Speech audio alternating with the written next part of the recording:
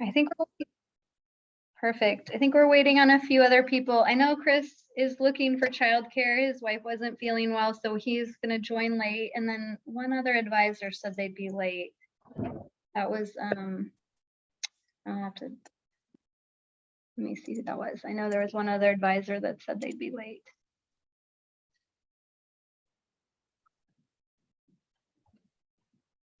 This Roy, as we're sliding into the last few innings of this big game here, my wife's got me set up with a multiple screen environment that I got the Steelhead plan on one to scroll through. I got the white paper over here, and I've got, you know, the acronyms all ready to go. If someone says something like N, I'll know that means natural. Nice. Yeah, I appreciate all the support with documents. I finally got my way through the shareware or SharePoint enough where I navigated gratefully to access all that wonderful information you've been pumping out. So thank you very much. Thanks, Roy. Yeah, I mean, it takes a little bit to understand where things are, but it is convenient that you can go to one place and find things, but I understand the frustration with originally navigating things. So glad you figured it out. And like I said, if anyone can't find anything, just let us know or reach out and we kind of point you through where things are on that SharePoint site, but it's really meant for you all, so it's got to be functional. Hi, Jason.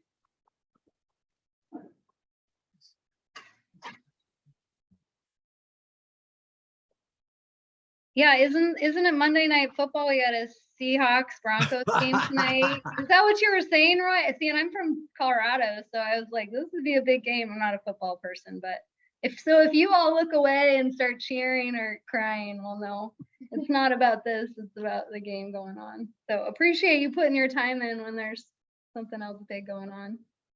That's why we have one attendee right now. Oh, two. Oh, yeah. There we go.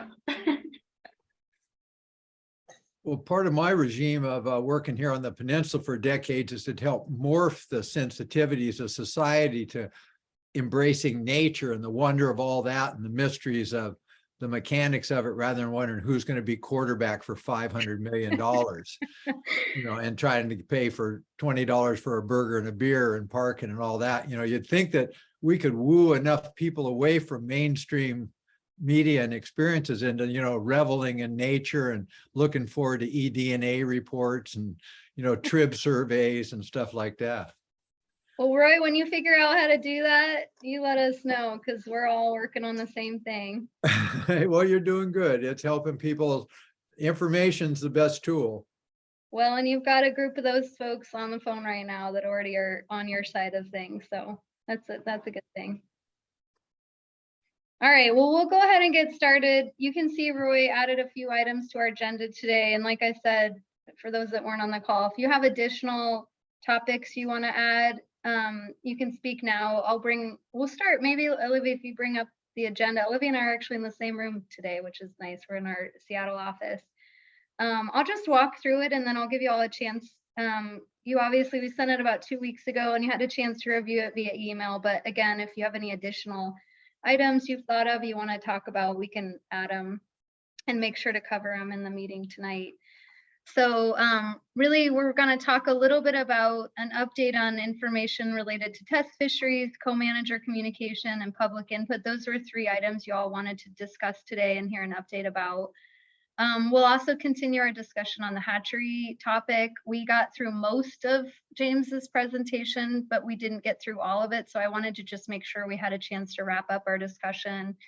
We're also going to hear a presentation and move into a section of the proviso plan that's related to habitat. Remember, this was a carryover topic we didn't get to at our last meeting, so we're going to pick it back up and try to get to it today. And then 2 other sections of the plan. DFW would like your input on the socioeconomics and human dimension sections. So we're going to try to touch on those today. And then if there's anything else you see, feel free to, we'll drop this when you get a chance, maybe drop it in the chat. Olivia just dropped the link to the agenda. And then while we go through introductions, if you want to scroll through, and if you don't see a particular topic related to those big topics, let us know. And then if you're like Roy and want to make sure we cover something overall, feel free to put that in the chat or speak to it as well. So I'll just ask that question. Does anyone have any suggested topics to add to the agenda or modifications you'd like to suggest?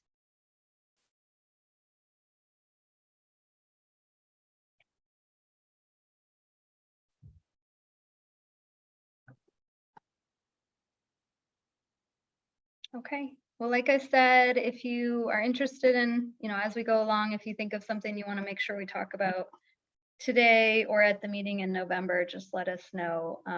But we're getting down to the final meeting, so we want to make sure we cover everything that you want to convey to DFW within the context of this planning exercise.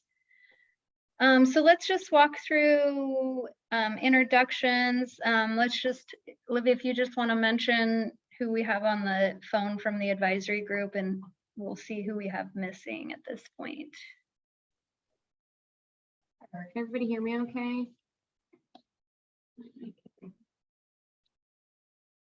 You're a little quiet, Olivia, but I was just gonna pop on and say maybe this would be a chance for us to address Roy's suggestion where people could say what their goals are for the night just quickly. Yeah, that'd be great. Why don't people just say their name? We'll start with the advisors and then they can say their goal for tonight and we'll end with WDFW. Yeah, that's great, Toby, because that's really related to our objectives for the meeting. Great idea. So do you want to start at the top or? Sure. I'm just going to go from the top of the list. So Roy Morris. Well, my goal is to be a better listener because I think we got a lot of people here that know a lot, and it's important for me to listen more than I usually tend to. So I'm going to really work on trying to understand what everybody's point of view is. Thanks, Roy. Greer says, is that a promise? No, we hear from you, Roy. Advisor, we got to hear from you. But I appreciate that.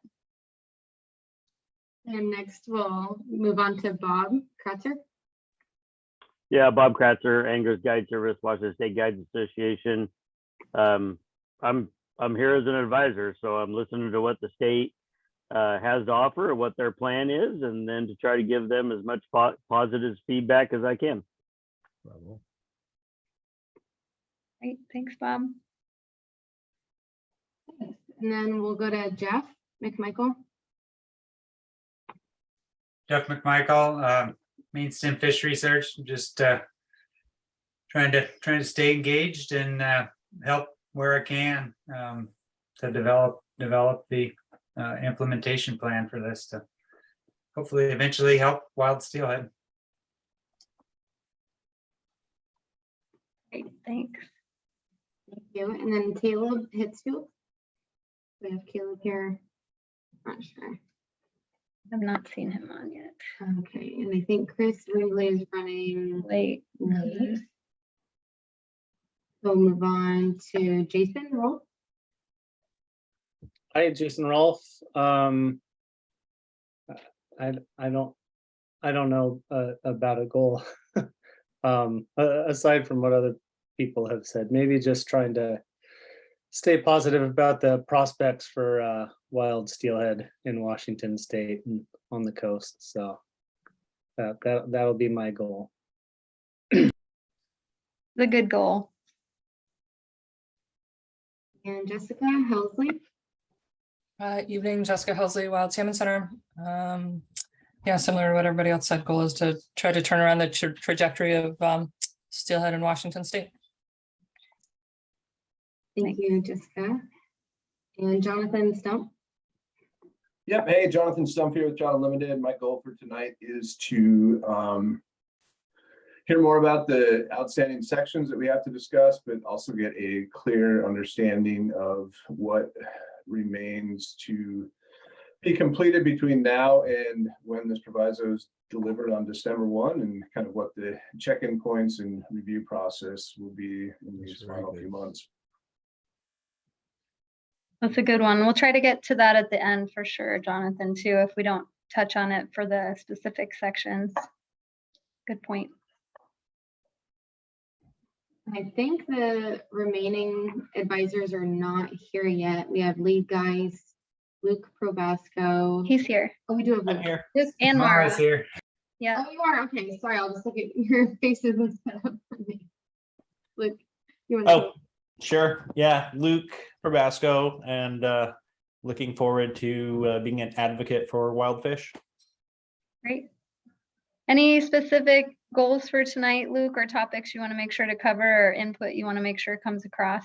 No, I just really would like to, continue to make progress. We still have a lot of work ahead of us. Make progress. I like that. And then Mara, I think, is the last one. Sure. Good evening. Mara Zimmerman with the Coast Salmon Partnership. Goal for the evening to participate and provide feedback on the sections that we are discussing out of the plan. Great. Well, thanks to everyone for keeping it positive and making sure we're all working together on really providing DFW the feedback they need for the plan development. I think that covers introduction and the agenda review. The next thing we're going to do, so if you bring it back up, we're just going to talk about action items really quickly and review what we said we were going to do and make sure we did it. So let me get down to that section. So really the first action item was for advisory group members to provide input on the discussion questions from our last meeting. So we had some supplemental notes, and it was just a way for you to provide some feedback as well as some comments on the presentation slides. So those were sent out as another way to kind of get some final input to DFW on the topics that we talked about last meeting in August. The next one was related to a topic on alternative models and frameworks. This came up at the last meeting. As you know, there's a focus on some of the genetic-based frameworks for evaluating hatchery impacts. And so a DFW mentioned that they're open to other ideas and ways to look at hatchery impacts. And so there was a request for you all to send any of those recommendations or ideas back to DFW. And that's ongoing. I think James and Toby and Anya can speak to that today during that discussion, but I imagine they'll continue to take your feedback. And then there was homework questions. One, which is what research is critical into improving coastal steelhead fisheries management? What are the most important next steps in advancing management of coastal steelheads, and how might those steps fit into the regional management plan? If you can see, the due date for that moved because we had to shuffle the agenda from what was originally proposed in the syllabus, just to allow for additional time for habitat and hatcheries. So just keep those as homework, and we'll send them back out so you have a chance to do that homework before our November meeting when we'll cover those topics. The next one was to review sections of the proviso that Toby had crafted for your review. So there was a future regional management plan was now November meeting. So that one wasn't on the docket, but human dimensions was, so that was sent out and you all had a chance to provide input. And then Toby updated the draft proviso and created a response to comment matrix, which she'll speak to today. And then there was a future regional, that's the same, similar to the one above. It was just that we were going to send it out. And then share the hatchery section white paper that was completed. Hopefully you all got that. If not, let us know, but you should have all received that. WDFW to send advisory group stock assessment methodologies for the hump tulips. That's complete. James, I believe you sent that out. And connected folks with the appropriate technical experts for that. Advisory, and then like I said, Toby's created an updated proviso draft and a response to comment matrix. And then you'll see at the bottom of the action item table, there's a list of future agenda topics that we've been tracking, and we're trying to fit into our discussion as time permits. Any questions or comments on our action items or tasks at hand? Okay, with that, oh, go ahead, Mara.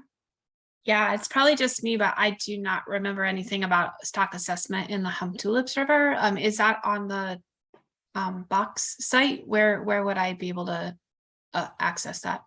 Yeah, I'll jump in here, Greer.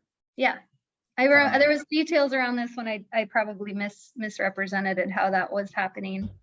Yeah, and that one, Mara, you're bringing up a really good point. So I think the better way to describe that is we've put the person, the advisor, Lee Geist, that had the question. He had a specific question about how we enumerate reds, I think, in the hump tulips. So we put Lee in touch with Kurt Holt, who leads that work. I'm not tracking down how those communications have gone. I know Kurt Holt's been reaching out to Lee. I'm assuming Lee's been chatting back with him. And it brings up a more important point that Toby's going to address today. We're referring a lot to the work Toby's involved in, but I think it's really important to remember that there's this huge fish program that's supporting this proviso development. And so there's lots of little nuances here in the work we do. So Toby's going to share some of the names and staff that are involved in sort of all these little pieces of stock assessment work.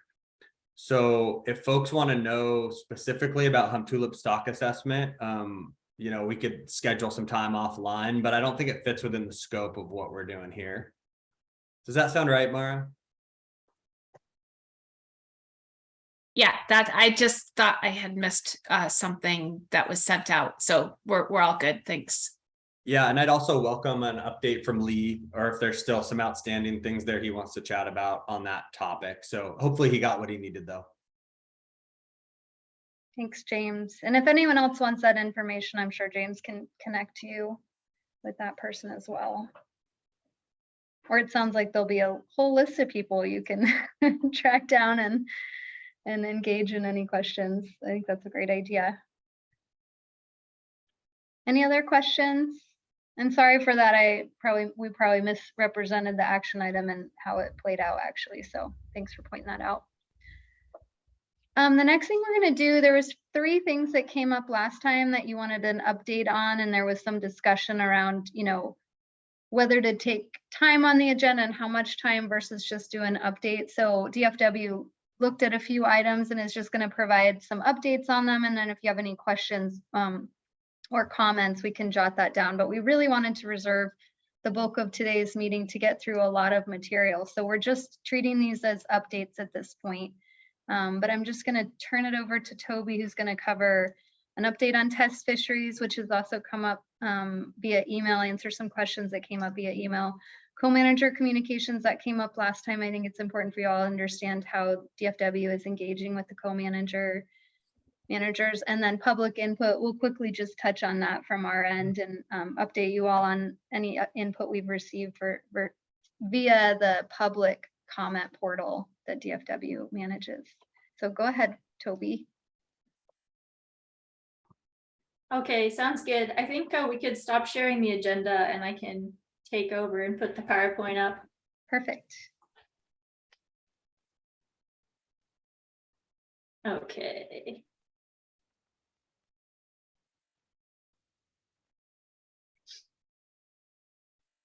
Can everyone see that okay?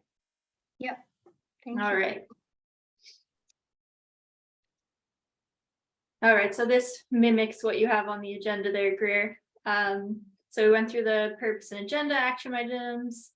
On the test fishery front, basically, there's nothing new to report on test fisheries.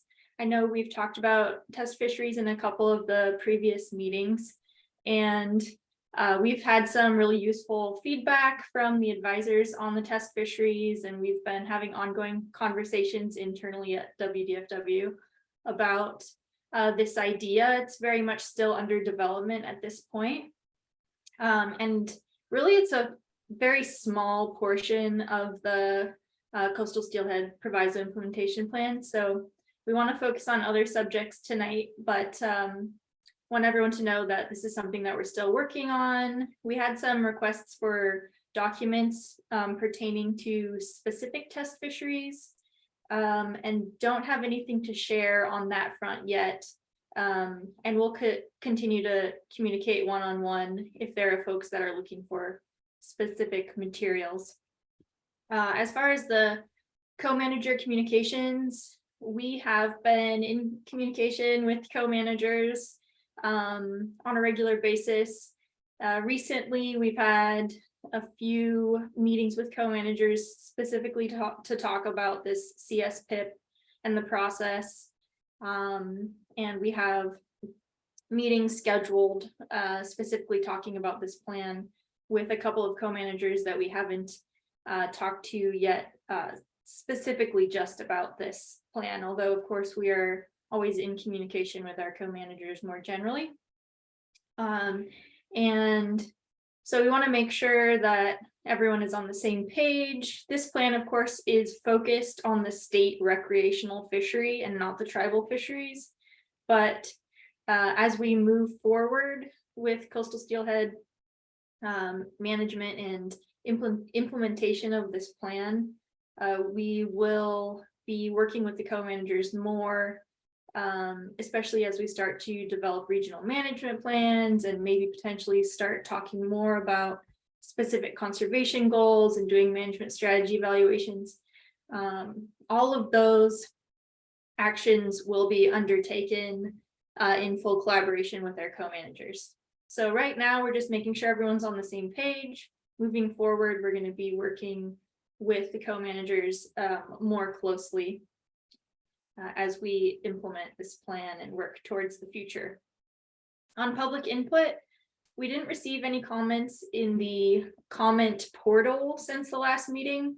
We did receive a couple of letters from the public, and those have been shared with the advisors, and DFW has read those as well. I want to emphasize that this advisory group is different than some other advisory groups that we've had, and that we are really trying to get feedback on specific materials that WDFW has developed. And so for better or worse, that has turned into a lot of PowerPoint slides, but they are really intended to inform the advisors and the public kind of what WDFW has been thinking, so that we can get really specific feedback. Some other advisory groups tend to be more open-ended or general in the type of conversations that are had, just generally speaking. But we've had a lot of specific PowerPoint slides because we need such specific feedback under our very short time schedule that we have to complete this homework assignment. So, wanted to show a map of the regions across Washington state and hone in on the area that we are addressing in the coastal steelhead proviso implementation plan. And we wanted to show this map just as a reminder that although the public and advisors don't see a lot of WDFW employees on these advisory group calls, we are working with a much larger team every day. And what we're presenting is the result of a lot of collaborative work, both inside and outside WDFW. So just wanted to make sure that everyone knows that we're working closely with all the district and area bios.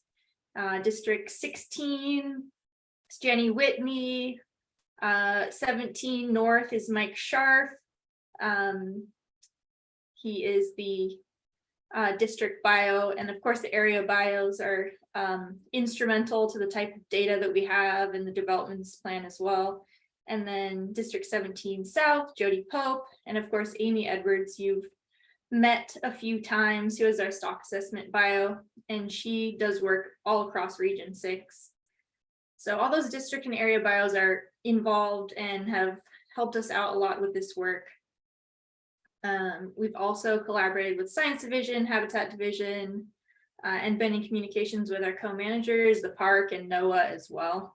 So just wanted to make sure, kind of zoom out for a second and make sure that everyone knows that even though it's just a few folks on these calls usually presenting this information, the work is a much larger collaborative effort.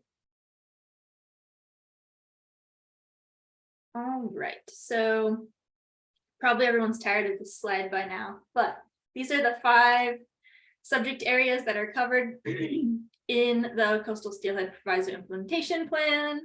Talked about monitoring and evaluation, fisheries regulations, hatchery operations. That probably has taken the most time of anything because it is so important and complicated. And so this time we're going to talk about habitat. and socioeconomic / human dimensions. Last time we ended up running out of time for those 2 subject areas. So we're going to try our best to address them and have conversation around them this evening. But before we can get there, oh, I see a hand, Jonathan. Yeah, Toby, can you go back to the previous 2 slides for a sec? Sure. This one or the one before? So the one that you're talking about, all the folks are going to be involved with kind of reviewing and providing input on this. Yeah. Question regarding the science division input, assuming that's going to, I mean, I see there's a couple names from people on the science division in there. Is there a way that advisory group members can review the comments from the science division review whenever that happens? Would that be available to us? So we don't really have a formal science division review. I've been working with science division throughout the entire process. So it's been more of a conversation. For instance, I meet with the quantitative modeling unit once a month, and we just discuss the proviso, and they offer feedback kind of on an ongoing basis. And the same with the work that we've been doing with the heat unit. And so I don't think there would really be a place where I could easily share all those comments, because it's just been part of an ongoing process. James, do you have any other thoughts on that? Yeah, early on in a lot of these meetings, we've talked about areas or sections of the plan that Toby has updated. And that's accurate in the sense that, you know, all of these tools are being brought to one place in the plan by Toby. She's the lead author, and good job, Toby. We're stoked about your work. But want to just highlight here for your comment, Jonathan, is there's like some entire paragraphs that are, you know, contributions from members of the science division. Anya Huff, who you guys have met now in the heat unit, you know, provides entire sections of the plan. And so it's less of a like, please review this plan, but rather a direct contribution we're getting from all the folks on it. So all the district and area bios, you know, we're having meetings with them and asking them for very specific, like watershed specific paragraphs. So yeah, so I hope that gets to it. You're reading what they're contributing. Yeah, we've Okay. had hatchery managers write sections, Jan Olberger, Thomas Behrens, Marisa Litz.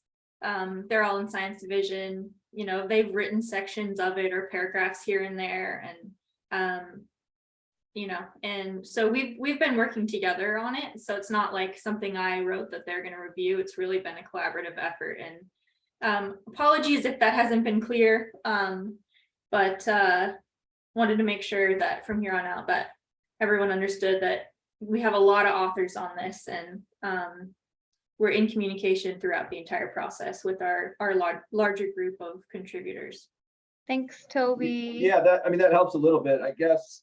Just to be clear then, so when this, you know, I totally get it, right? It's just the nature of putting together something of this size and scope. So when this final draft is complete, though, there's not going to be any sort of formal review internally with the department when that final draft is ready to go, right before it goes out to, say, the legislature or to the commission or anything like that. Yeah, I'll jump in. Yeah, just like any of the documents that, you know, move through the fish program, we have a formal technical review. Lucky for us, we've got multiple scientists and managers that are, you know, co-authors. There will be a formal policy review in fish program. You know, the director is going to need to sign off on this as well. So I think, you know, I'm kind of trying to read your mind here, Jonathan, and I wonder if there's going to be an opportunity, maybe we haven't thought through this enough, but where we get feedback at one of those next layers of review, and we can provide that back to the advisors. Because this plan, we hope folks, advisors are feeling, you know, if you've read through it and provided your feedback, you're feeling like there's a contribution you've made. So if you see entire sections that you've contributed or specific feedback get sort of crossed out down the road by policy, it'd probably be nice for you guys to know that. So I don't know, Jonathan, does that help? Like if there's another layer, you're wanting to see it? Yeah, I mean, no, for sure. And it's more of also like, you know, as we're putting this together, and there's all sorts of feedback coming from all the various divisions across the agency into this one kind of cohesive document, that when that document's ready to roll out, right? Like you said, there's going to be a policy review. And hopefully, along those same lines, whether that's Toby or James or someone from the science division, like there's a one kind of final brush through the document there to make sure all the science lines up and everything's been accounted for. So that's all. Sounds good. It's really good feedback, Jonathan. Thanks. Thanks, Jonathan. We'll make sure to make note of that, and maybe James can look into opportunities to share some of that feedback as the plan moves forward. Any other questions for Toby on the development of the plan and contributions? And if not, we'll jump right into hatcheries. And I want to note, Toby, just make sure you saw Roy's suggested item of just a better understanding of the difference between wild steelhead spawners and natural origin spawners, and how you can get natural and hatchery origin spawners on the spawning ground. So just want to flag that as something to maybe try to touch on during our conversation of hatcheries, as well as wrapping up some of the topics we touched on last month. Okay. Go ahead. Yeah, sounds good. All right, so we've talked about hatcheries in several previous meetings, as you know, so we want to make sure that we have enough time to move on to talking about habitat and socioeconomics today, and human dimensions. But there are some things that we didn't get to last time when talking about hatcheries, so we can go through some of those. So first thing, we just want to make sure that everyone is on board, or want to hear if folks have feedback about this hatchery scaling idea, and specifically this way of presenting the information that shows this sliding scale. So in the last meeting, James walked through this, and he walked through it kind of piece by piece, one at a time, but wanted to pull up that last slide that he showed again with kind of the whole graph in one place.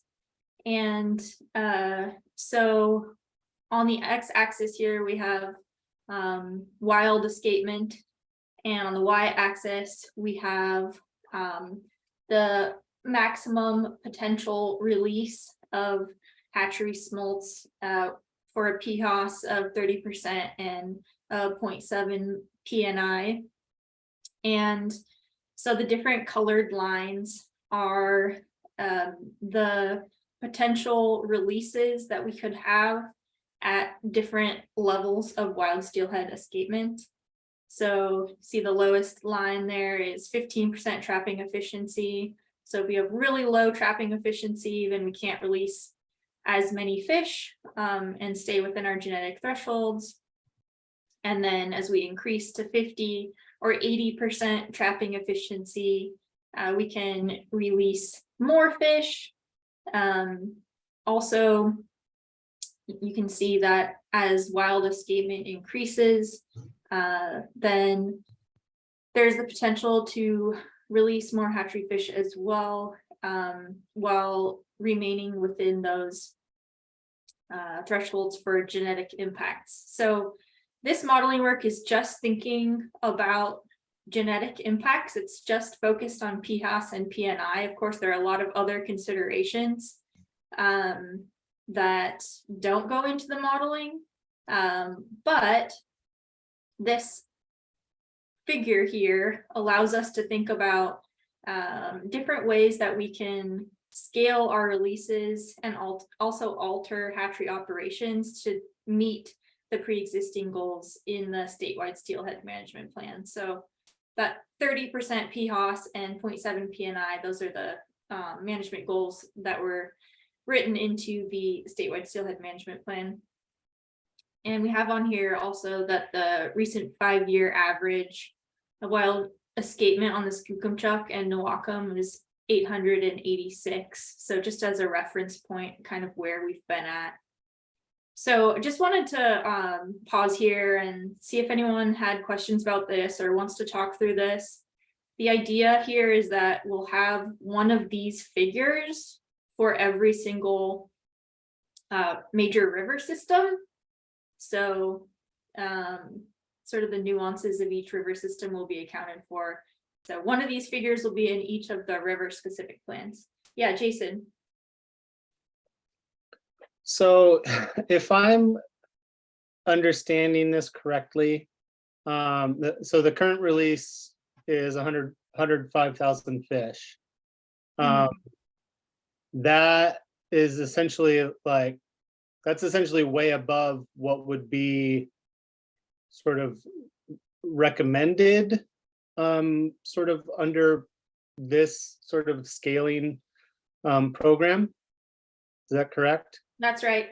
Yeah. And so, well, I guess the question I have to kind of tag on to that is that then, like, I mean, does this mean that hatchery releases are going to be scaled way back in the Skookumchuck, or they might be scaled way back in the Skookumchuck and New Wacom, or like, at what point does this little chunk of science sort of become, you know, what management is doing, what WDFW is doing? Does that make sense? Yeah, totally makes sense. It is tricky in some places where we have mitigation agreements that make the application of the science a little bit more complicated. But the idea is that we will turn whatever dials we have available to us, whether it's scaling, trapping efficiency, or other potential dials that we could turn to make sure that we are managing in a way that meets those genetic impact thresholds. So in some places that will mean scaling back. In some places, the modeling suggests that we could scale up even potentially. It just depends on the river. So this is one where you can see that yeah, the current release is above what would be recommended, but I'm going to let Anya jump in because she's the expert on this, and I see that she has her hand up. Yeah, hi. So I just wanted to also clarify that these were currently run with the average survival, so the SAR for hatchery fish at the current 6-year average. So another dial that would also be turned when we, you know, because we were suggesting remodeling, you know, just to make sure everything's on the up and up as we go, is if all of a sudden your survival of your hatchery fish tanks. So the issue with New Wacom and Skookumchuck is New Wacom actually has, it's on Alaska High School. It's a educational program, and they actually currently have very poor survival. So although it looks like on this modeling that the 105 is like way out of bounds, the other thing you have to consider is the fact that Skookumchuck hatchery has pretty decent survival, but the New Wacom portion has very poor survival. So their input is much less than that of Skookumchuck. So although this, you know, right now it currently looks, oh no, it's terribly bad, it doesn't necessarily take into reflects the survival of the New Wacom portion plus the Skookumchuck portion. So although it is, the Skookumchuck portion is a little bit over bounds, the New Wacom portion is not. If that clarifies anything, or if that just muddies the water. Hey, Anya, I think you did a really nice job clarifying that. Just to maybe Jason to give like hopefully a quick direct answer here. You're going to see in the proviso implementation plan when it's complete a series of tiles like this for all of these different hatchery facilities. Unless here in this group we come up with a better way to show the data, but this is where we're at now. Some will be higher, some will be lower. If we move forward with the proviso implementation, like the resources become available to implement all the things in this plan, there's going to be a lot of discussions about how we do it. Hatcheries, the modeling, the forecasting, all the things we're talking about doing. But our intent is to meet the guidelines in the statewide steelhead management plan. And that's what this graph is showing, is that in the Skookumchuck, under most scenarios, we're not going to do that. And so we start to have those conversations with, you know, tribal partners, energy partners, and figure out how to get our hatcheries in compliance so that we're protecting our wild steelhead and we're maximizing opportunity. So yes, our intent is to meet the statewide steelhead management guidelines. So Let's let Bob jump in. He's had his hand up for a little bit. I was just curious that when you're looking at this and you talk about the wild percentages going up, you can release more fish, and if they go down, you got to release less. And based on all this, and so is this like on a 5-year review, a 3-year review?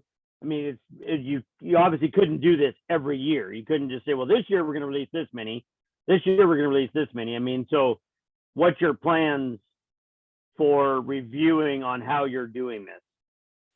Yeah, so this is based on the 6-year average. As it's drafted right now, we suggested reviewing this every 3 years. Thanks, Toby. Bob, did you have any input or other advisors on how often you would want to see DFW review this type of analysis and make decisions?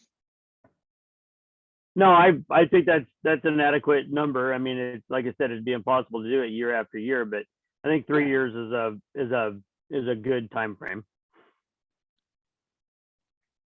And it sounds like these are going to be detailed in the regional management plans, which we'll talk about in November. Is that correct? So there may be more detail on how these are being used for management regionally. Yeah, so these are going to be detailed in the river specific plans. We have some of them developed already, and we're working on the rest of them, just depending on which model we're using for integrated or segregated. So we're working on getting them completed right now, and they'll be included in each of the river specific plans. So there'll be another chance to kind of see how DFW envisions using this type of information. So just want to throw that out there. Yeah. Go ahead. Bob, did you have a follow-up, and then I'll get to you, Jonathan? Yeah, I was going to ask exactly about the integrated and segregated. I mean, obviously you have early timed hatchery releases where their interaction with wilds are going to be significantly less than like a Skookumchuck hatchery who has a later return where they're in the river at the same time as wild. So is there going to be some form of looking at those hatcheries versus a later timed hatchery where that interaction between wilds and hatcheries is going to be greater? Yeah, so we have 2 different models, one for the integrated and one for the segregated. And so we're going to be creating essentially the same type of figure. We're just getting to those numbers using different models, and they do account for those differences in temporal overlap. And correct me if I'm wrong there, Anya. You are not wrong. So the LH analyzer covers all of your integrated, and it knows that basically you're running an integrated program, so your fish are going to be smack on top of each other.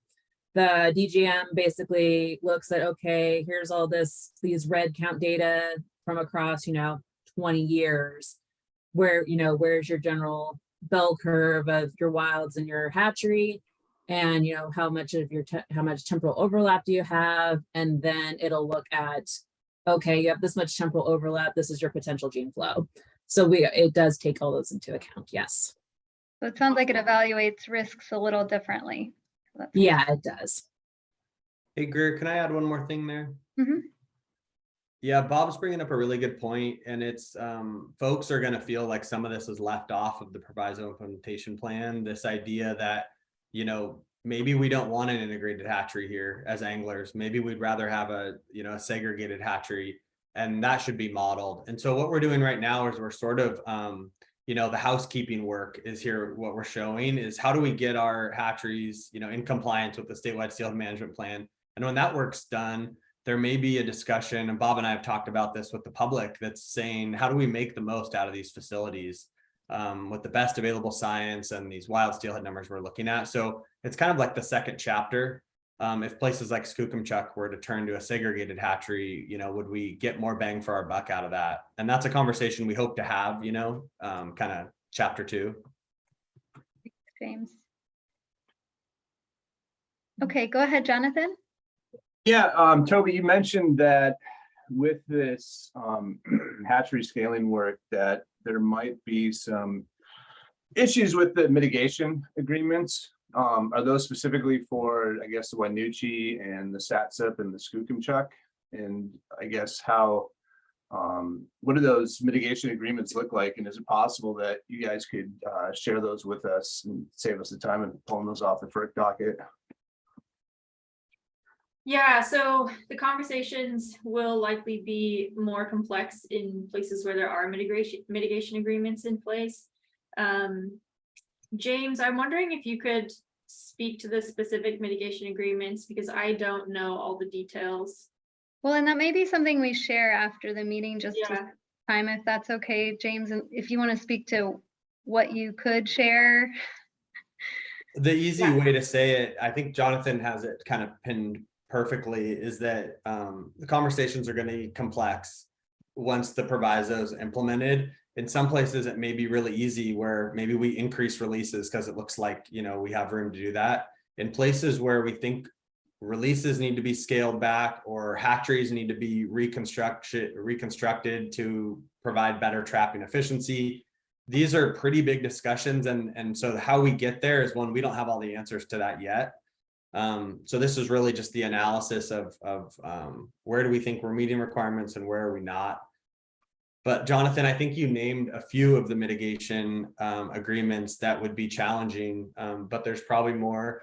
One other quick thing is that there may be modeling work that Anya could help us out with if we get to that point where we have a 30-year mitigation agreement that you know, it just would be inefficient for us to try to change it. So possibly hatcheries like Winucci would soak up a large percentage of that gene flow. So we'd have big facilities and then, you know, maximum protection in these other places where we have more flexibility around our hatchery releases. So lots of discussions to be had about how we implement.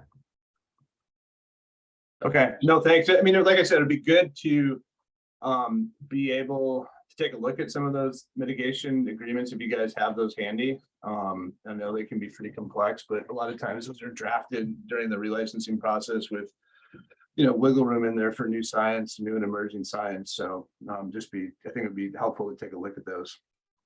Great. We wrote that down as an action item to share those to the extent possible. Good idea, Jonathan. Definitely helps set the sideboards on decision space. Go ahead, Mara.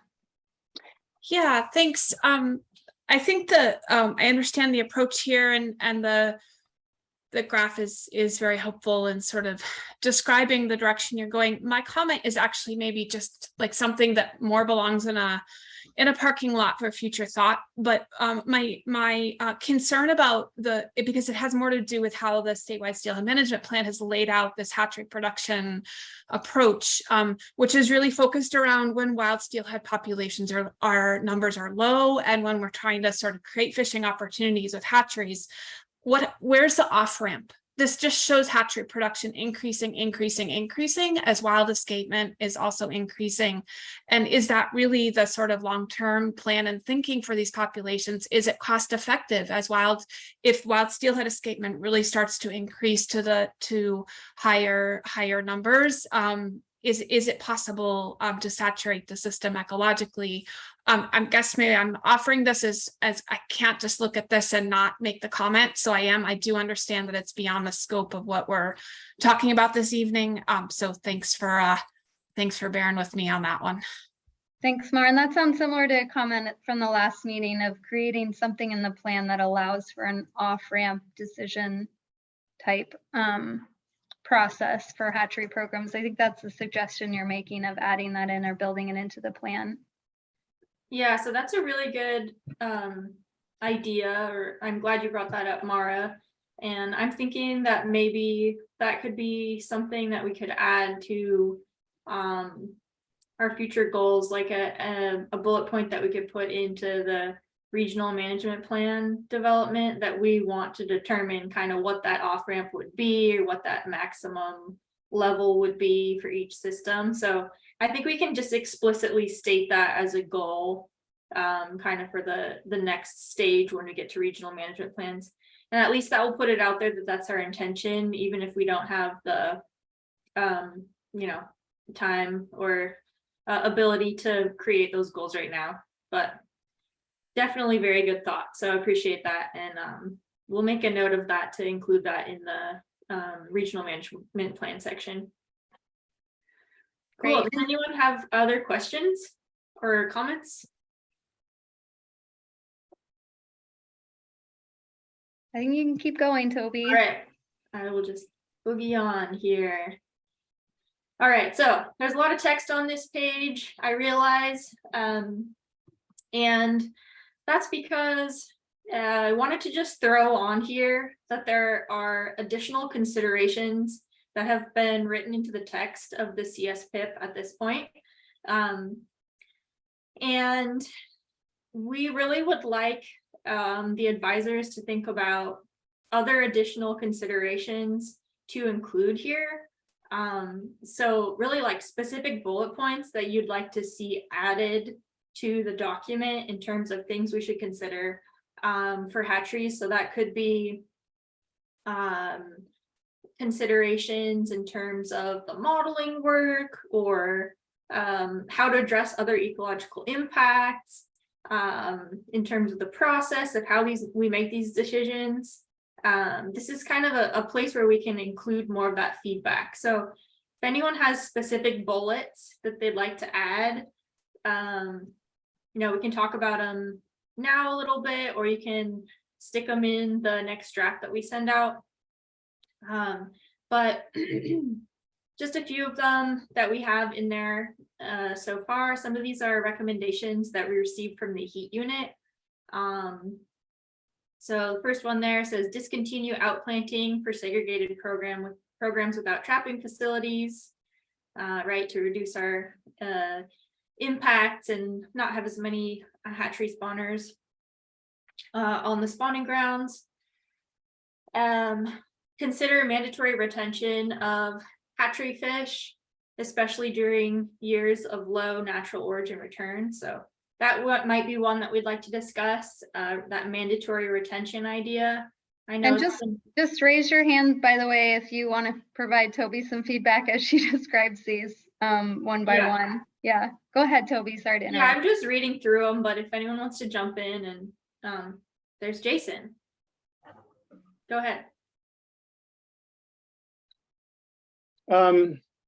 I guess this is part comment, part question. I mean, I don't know how much this graph sort of represents the sort of goals, I guess, but here it's got early hatchery and then wild fish, and in discussions within this group and discussions with other people I've had over the years, and different studies, literature, things I've read, there was always a really strong run of the early wild fish.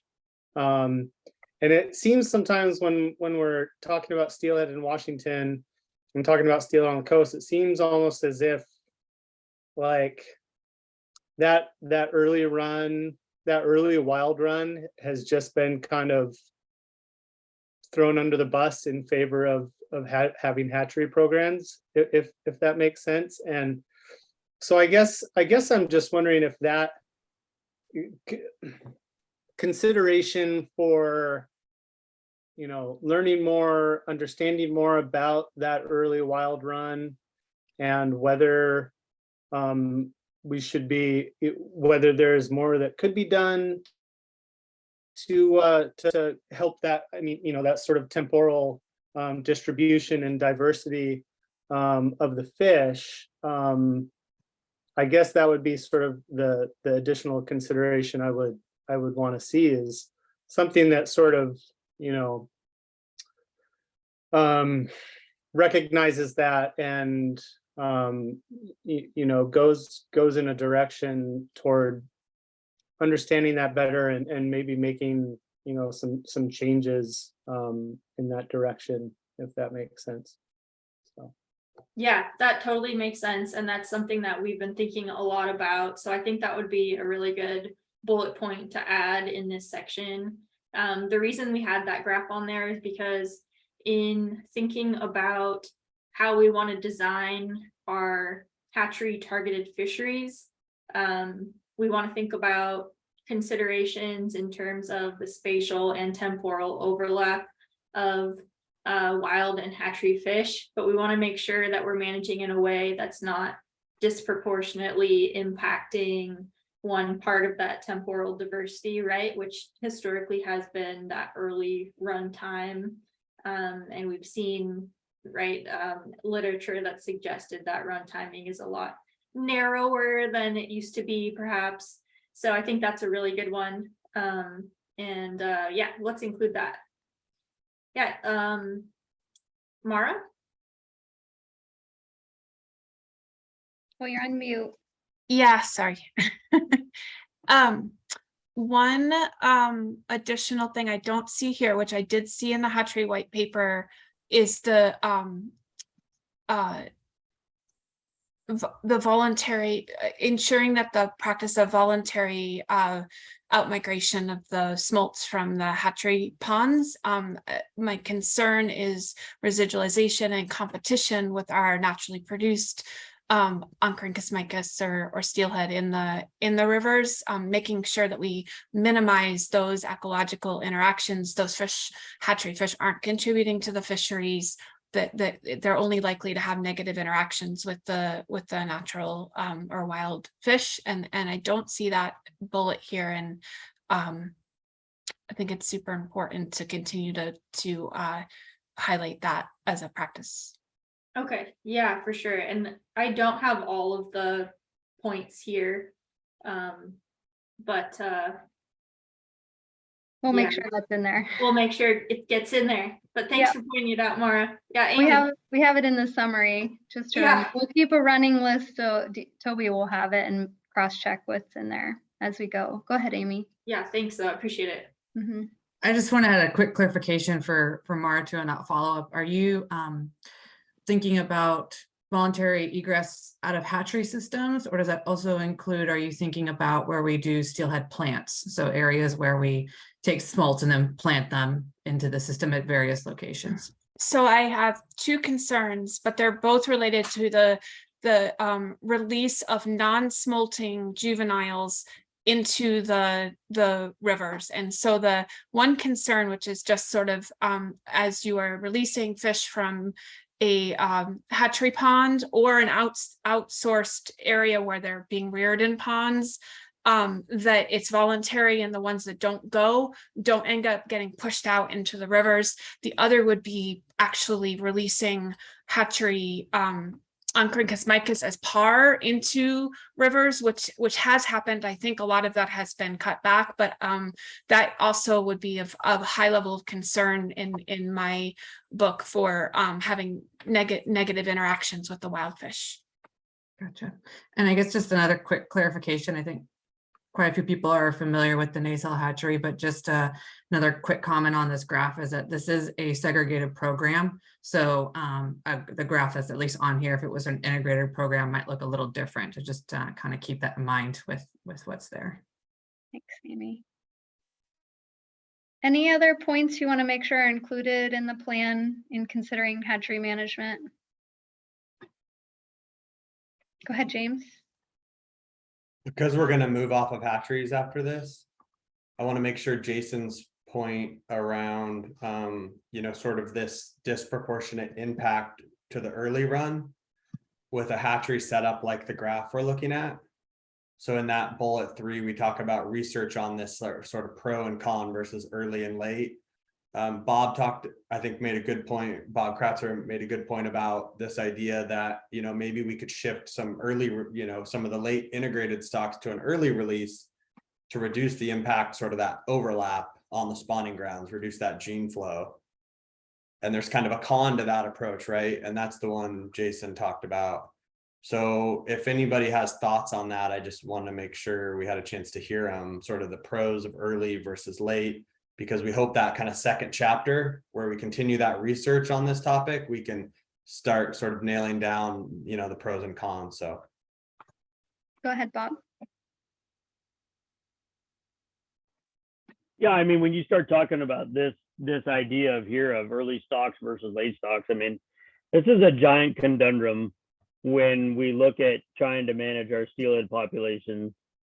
when you look at these early timed fish, and yes, there are some early timed wild fish in there too for our hatchery fish. But the one thing that we need to look at is, when we have hatchery fish in there and we have hatchery fisheries, we're going to have some impacts on wild for sure. The other part with having that is, and I know we don't really talk about it in this particular group, but it's something worth measuring. When we have a hatchery fishery going on, we also have a co-manager fishery going on. So when we have that co-manager fishery and we're fishing on the hatchery fish, that's what we're fishing on both of those. So we're going to have a greater impact on the wild ones. As the season progresses, we get out of the hatchery stocks. Basically, everybody's fishery starts going down. Wild, we're not killing anymore because they're not available. The co-managers' fisheries start going down and so forth. But the minute we start talking about getting rid of early timed hatchery fish, it's going to be almost a non-conversation with our co-managers. They rely upon some fishing to be had. And would we rather have them catching wild fish, or would you rather have them catching hatchery fish? And you'd rather have them catching hatchery fish.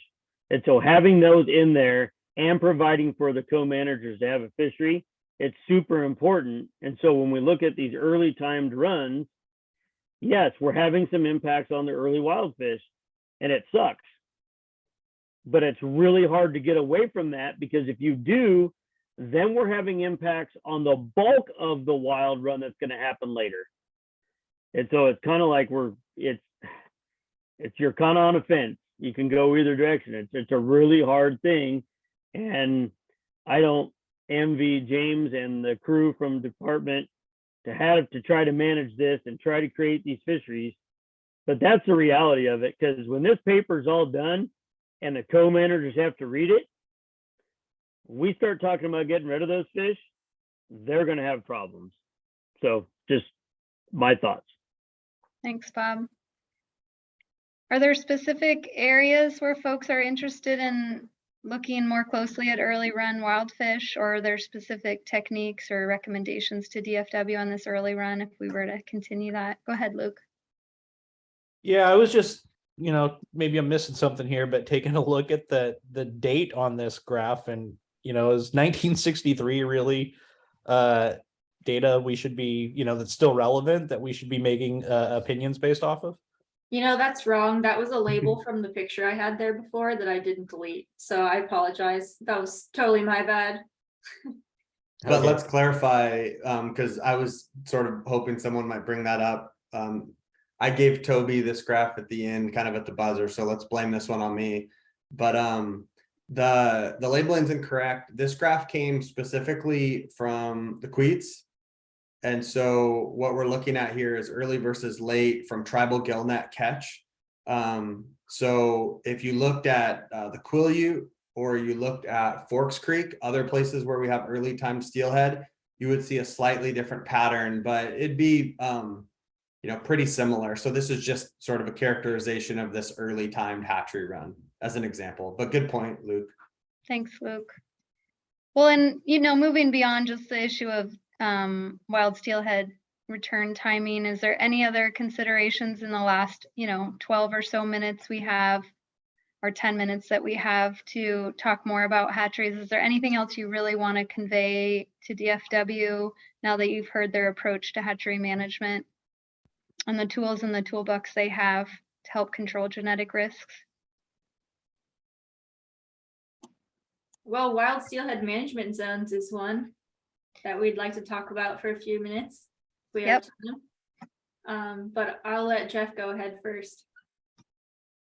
Yeah, I just want to echo some of what Mara said, I guess, but just to highlight and acknowledge, and I think it does in the draft of the plan that I read most recently, that the scaling and the approach is really almost exclusively driven by gene flow, or the current perception of what are and what are not acceptable numbers for proportion of hatchery fish on the spawning ground. So just to acknowledge that, list those other additional considerations, and employ where you can techniques that also address the other potential issues related to putting hatchery fish out in the environment. So just keeping, being honest about what's driving the bus and really those factors that are identified in the statewide steelhead management plan, but saying, we acknowledge these other things are important, and this is how we're going to deal with it, or we're not. Yeah, but just be honest about it. Jeff, did you have any particular factors or impacts you wanted DFW to call out, or just list them all? Yeah, I mean, Mara brought up a good one, just volitional release from facilities that are in basin, and then there are a lot of techniques available for minimizing interactions with hatchery fish on wild fish. So I mean, there's tools available, and just I know every hatchery program is different. I would argue the genetic risks are different with every hatchery program and every basin. So, I know they have to pick a threshold and try to apply that over a wide scale. But yeah, I mean, I'm happy to provide more feedback on the plan, but I think it's acknowledged in there now. I think it's just important to say the hatchery scaling paper and the numbers in the statewide steelhead management plan that are driving this proviso implementation plan are pretty much exclusively focused on gene flow. Thanks, Jeff. So getting back to Toby's suggestion, Toby, did you want to set up that conversation on wild steelhead gene banks? Is that what you said?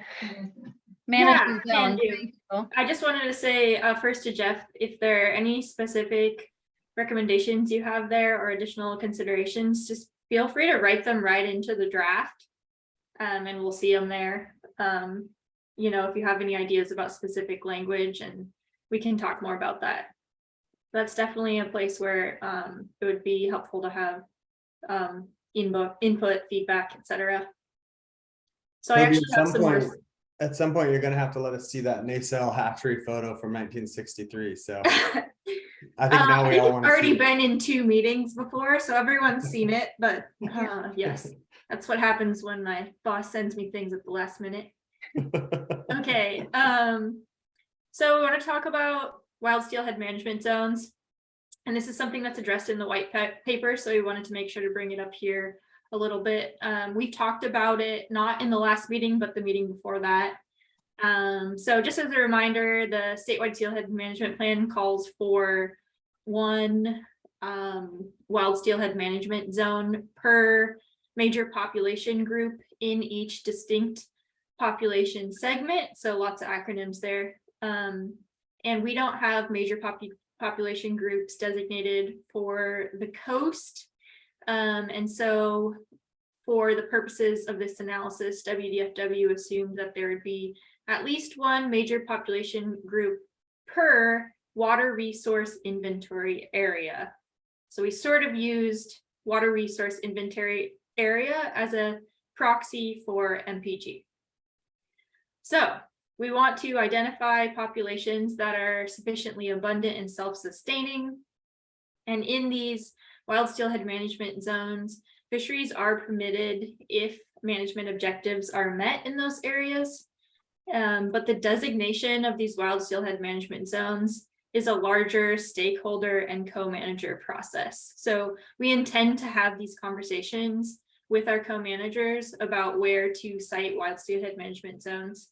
And the work that's been done so far has just been internally to WDFW to kind of run through the statewide steelhead management plan criteria and additional criteria to see where we think these wild steelhead management zones could be appropriately placed.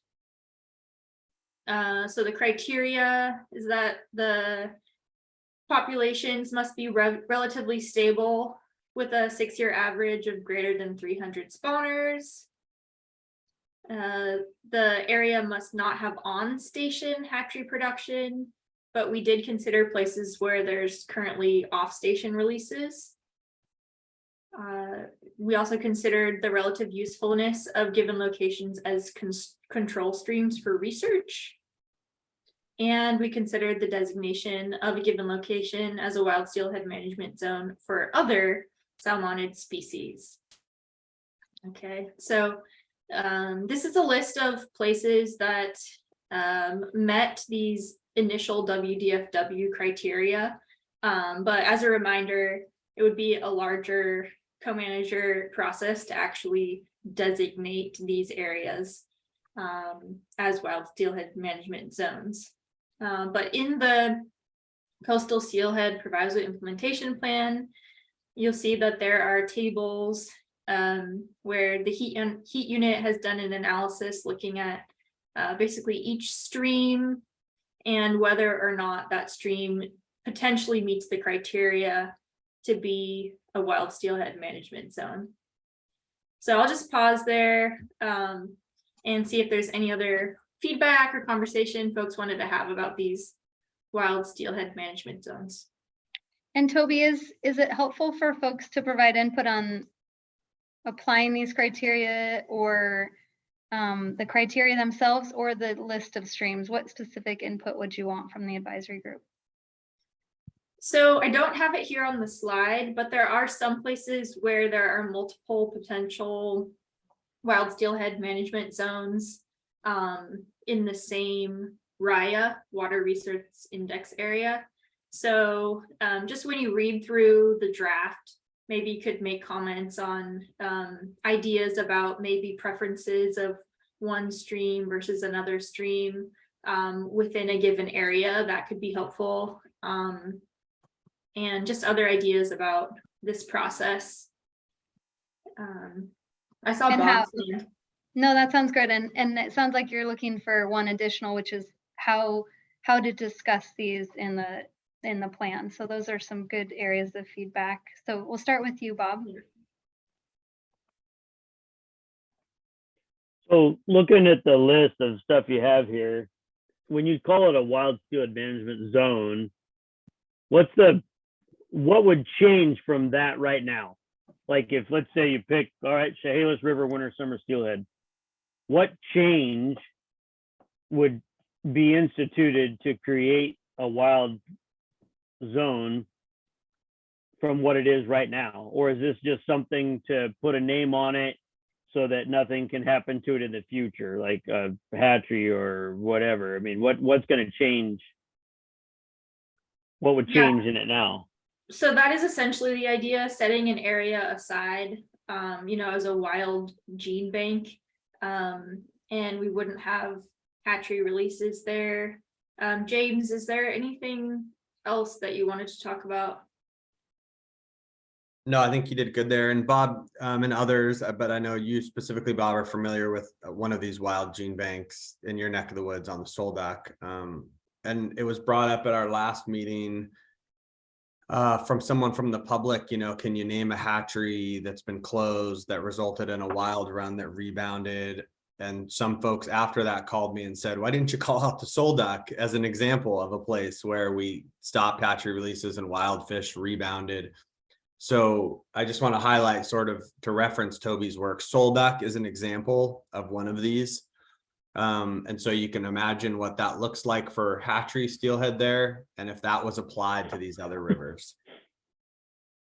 James, Bob, did you have any follow-up questions?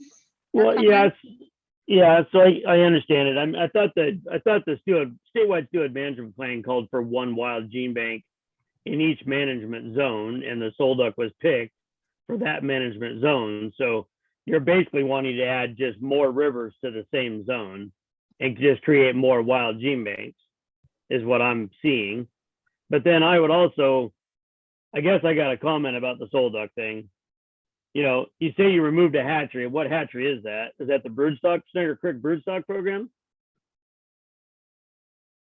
Yeah, so to be honest, yes, that's the hatchery, right? Snyder Creek program.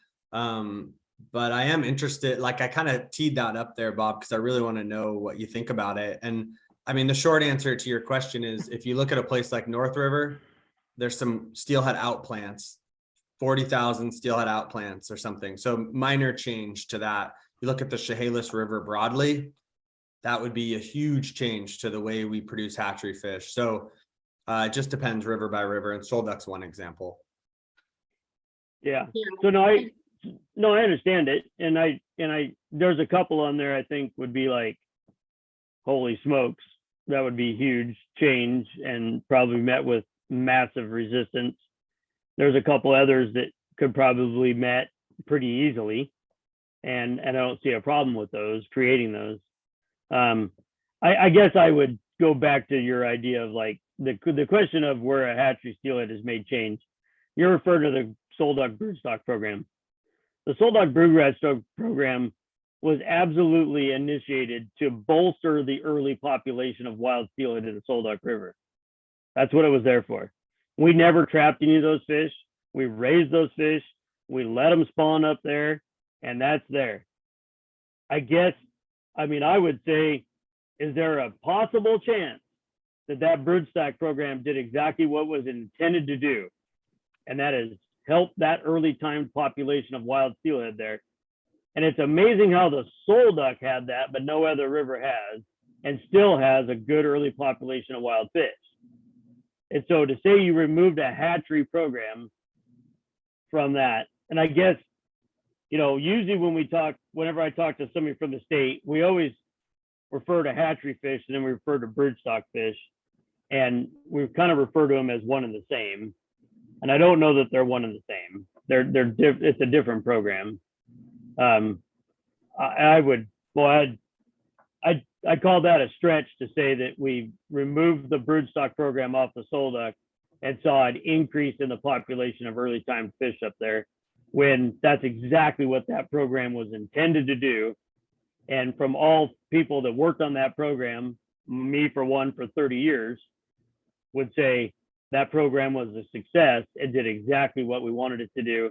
And we're still seeing the effects of it by having those good early time fish up there. So, but on your other stuff here, I see a couple of rivers that you could definitely do it on. It would probably be warranted. I see a couple others that would probably throw the fishing world into a upheaval. So it sounds like, Bob, you might be able to provide that input. And is this list in the proviso draft, Toby, so they can comment on specific river systems consideration? Yeah, it is. And you'll see it's separated by river system. Okay. And so we wouldn't necessarily advocate for having more than one of these per raya, and the Soul Duck is already one. So we wouldn't necessarily advocate for having one that's in that same raya. But yeah, you're right, Bob. There's some of these that would be a lot easier than others, or would have much greater impact than others. And so our intention here is just to present the individual systems where the criteria were met, but that's all we've considered here so far.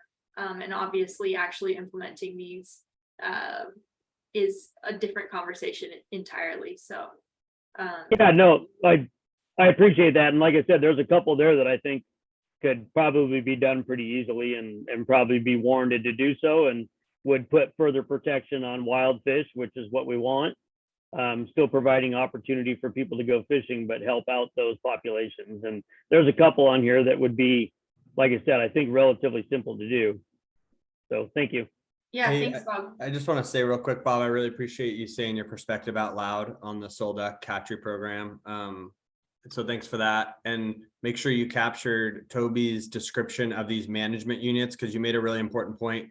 The statewide steelhead management plan says one per management unit, and we've had extensive discussions on what those management units mean. So thanks for that feedback too. Yeah, that'll be important. Okay, we're a little over time, but I'm going to let you go, Jonathan, and Amy. You may have an additional sort of comment on this, so I'll get to that too, but I'll let Jonathan go first. Yeah, this is kind of building on the conversation that we're having here right now. This is just maybe a point of clarification, but it's my understanding that the statewide steelhead management calls for, at a minimum, at least one WSMZ per MPG, or in this situation, the YWA, right? And so I guess I'm curious why I guess, Toby, you said you won't advocate for more than one per WIRA. Is there any particular reason why? Well, we're exploring them. I just said we won't necessarily advocate for it. But there could be more than one per Raya. Okay, that's fine. I just wanted to make sure that it was clear, because I feel like all too often, every time I hear the wild steelhead management zones discussed, people talk about it in the context of, well, we only need one per, per each of the DPS and the MPGs, in this case, the WIRAs. And so I think that's a piece that often gets overlooked, and, people think like, okay, cool, we got our one, we can check that box, we can move on, So it sounds like, Jonathan, you want them to consider more than one if that. I mean, if they meet the criteria, right, and there's an opportunity where it fits into kind of the, the conservation theory of this plan, then definitely. Okay, sounds good. All right, go ahead, Amy.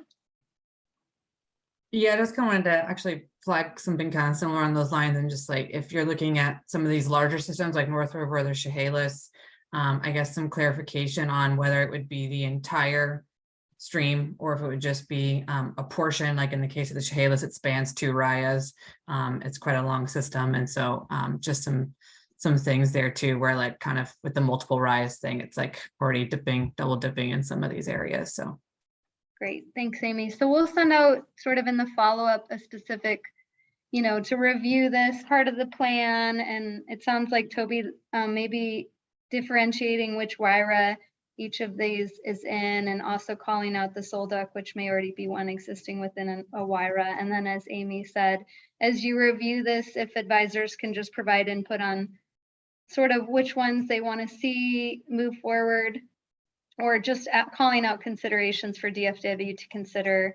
And then also, as Amy said, specific parts of these river systems to consider as well. Does that sound right to you, Toby and Amy, in terms of what you're looking for?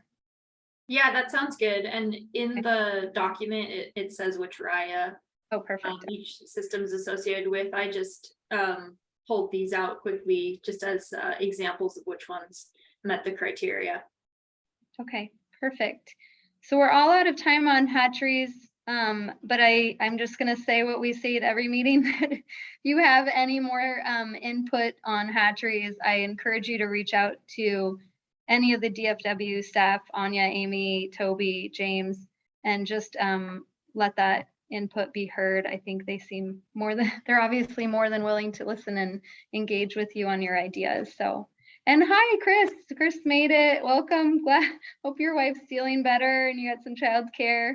I didn't know how long you were on, but hopefully you heard some of that hatchery, and we'll send out this slide deck, and we'll also have the meeting summary and the recordings. Hopefully you can catch up. And if you have any input, make sure that gets over to DFW. But with that, I think, Toby, you're going to start in on habitat. I will note, Roy, we maybe didn't get to your question in the chat box about the difference between wild spawners and natural origin spawners and how that complicates some of the red counts, I think was what you were referring to.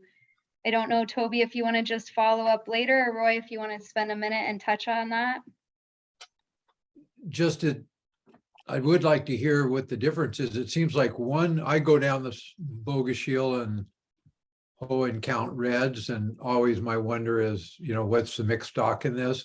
And so natural origin spawners and wild fish spawning all produce reds in the system. How is that managed in a way that you know how many strays there are?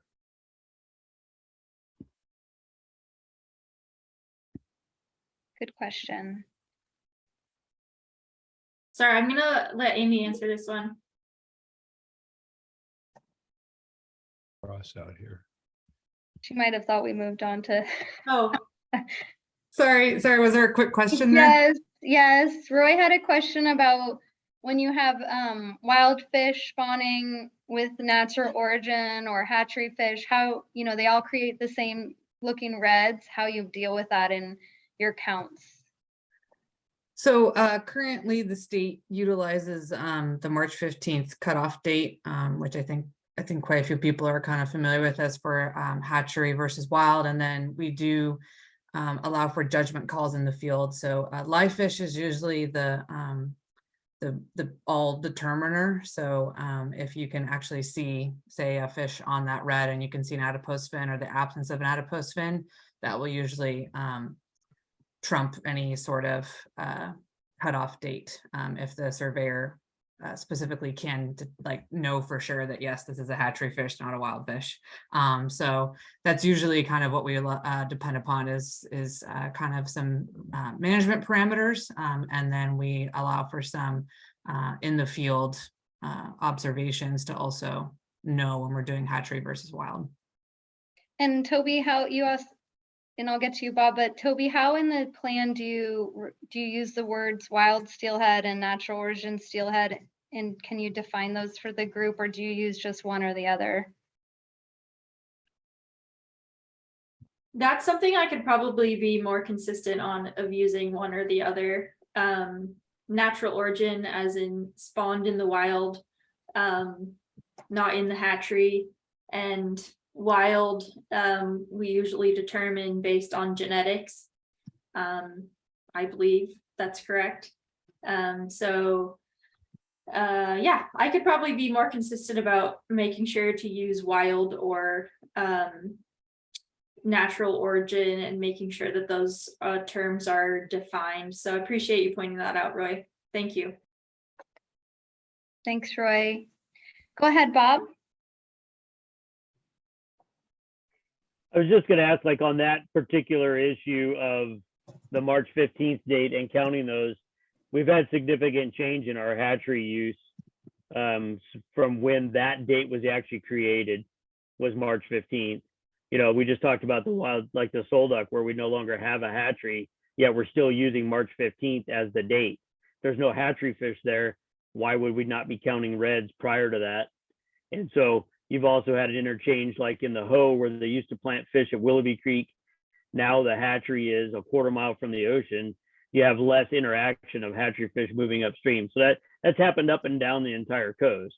And so we're still using data and a time frame from how long ago. And do we have any research or any look at how we change how we're going to count those fish? As we make changes to our hatchery programs, we're going to see less interaction. If we see less interaction, then shouldn't we not be counting the early timed fish better?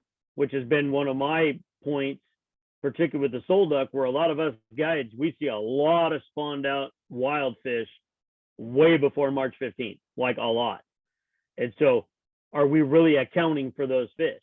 And is that run not being estimated to its true size versus just a March 15th size, only because we're not counting fish because it's March 15th and there's no hatchery there? Right? That happens there. So are we looking at any evidence or any science that changes any of that, or looking at it at all? Thanks for flagging that, Bob. And I don't know if you want to respond now, James, or just flag that as something to consider as that cutoff date for your red surveys. Go ahead. Yeah, it's a really big topic and it's one we think really hard about, but implementing a change is pretty massive because a lot of the escapement goals, so there's a standardization issue, right? Escapement goals that were developed in the past were often developed around this March 15th cutoff. We want consistency in the way we count reds. And so we don't want to, change the March 15th cutoff date or sort of remove it and then make some assumption that we've like lofted up the wild run artificially, because now we're counting all these reds as wild fish when for 30, 40 years we've counted them as hatchery. That said, Bob, it's a big problem in some areas and it's an extremely minor problem in other areas. So a lot more work needs to be done on that. But what we're really focused on today in our stock assessment work is being super consistent until we have the resources to, start to correct for that problem. But Bob, maybe bring that up when we talk about future research needs. Might be a good time to revisit that question. It could be a research topic for sure, is the number of wild fish spawning before that cutoff and its effect on the escapement. Go ahead. All right. Yeah, no, thanks. I I guess I would only say is it has giant ramifications in how you actually institute a sport fishery.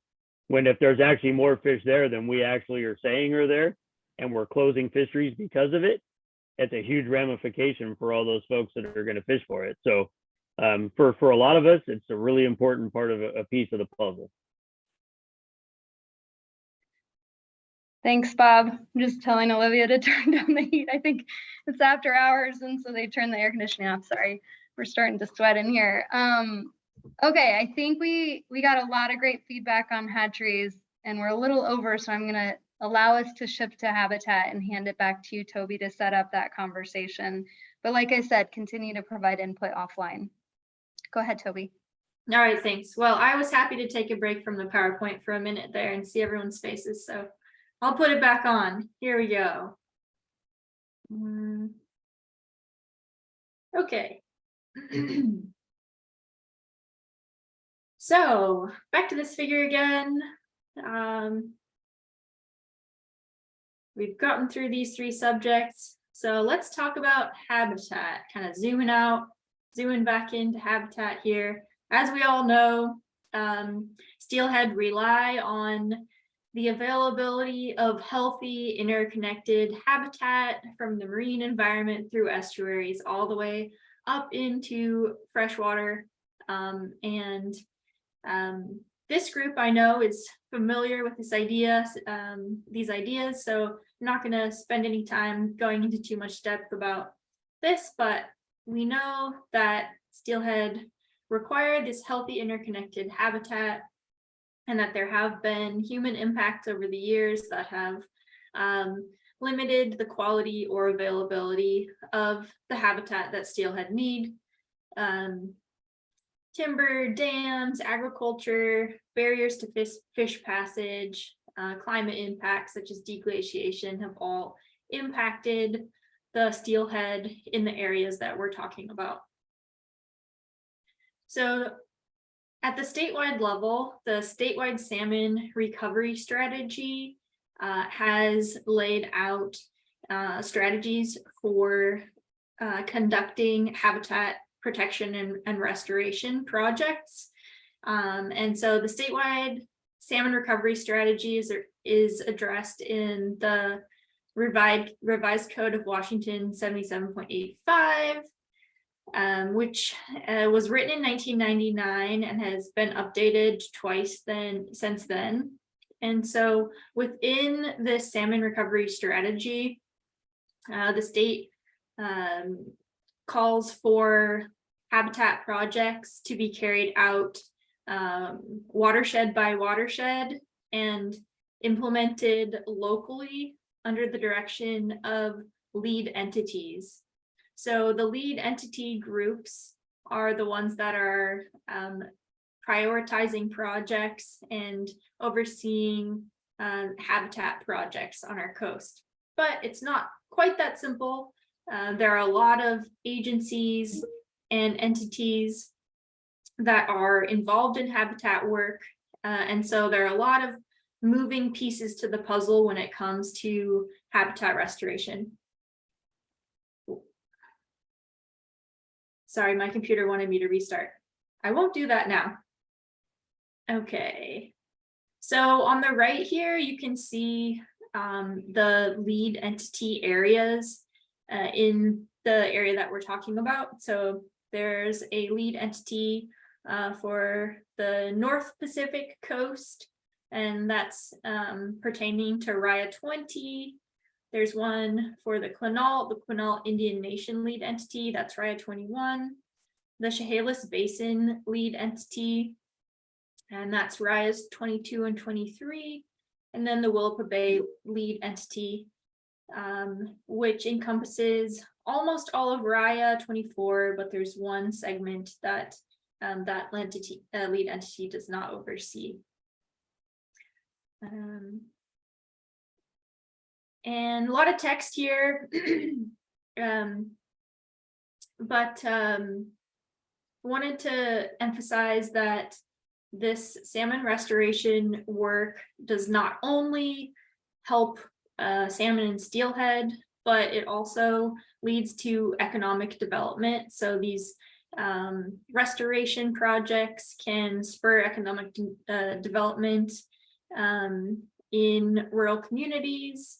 And there's a statistic here from the Washington Recreation and Conservation Office saying that $1 million investment in watershed restoration directly results in 15 to 24 new or sustained jobs, and has been shown to create 2.2 million to 2.5 million in total economic activity. So basically, this restoration work that's led by lead entities on a local basis is good for salmon and steelhead, but can also be good for local communities, which will be important when we talk about human dimensions also a little bit later tonight. All right, so these actions are overseen by the lead entities, but as I mentioned, there are other organizations and government agencies that are involved in supporting that habitat work. And so wanted to talk about WDFW's role. So what is WDFW's role in all of this? So WDFW currently supports the overall salmon restoration strategy in Region 6 through the following actions. And we're just focused on habitat projects here. So WDFW administers funding to support the functions of the lead entities. The agency also facilitates the hydraulic permit approval, HPA process. And the agency addresses fish passage through a statewide protocol for fish passage assessment.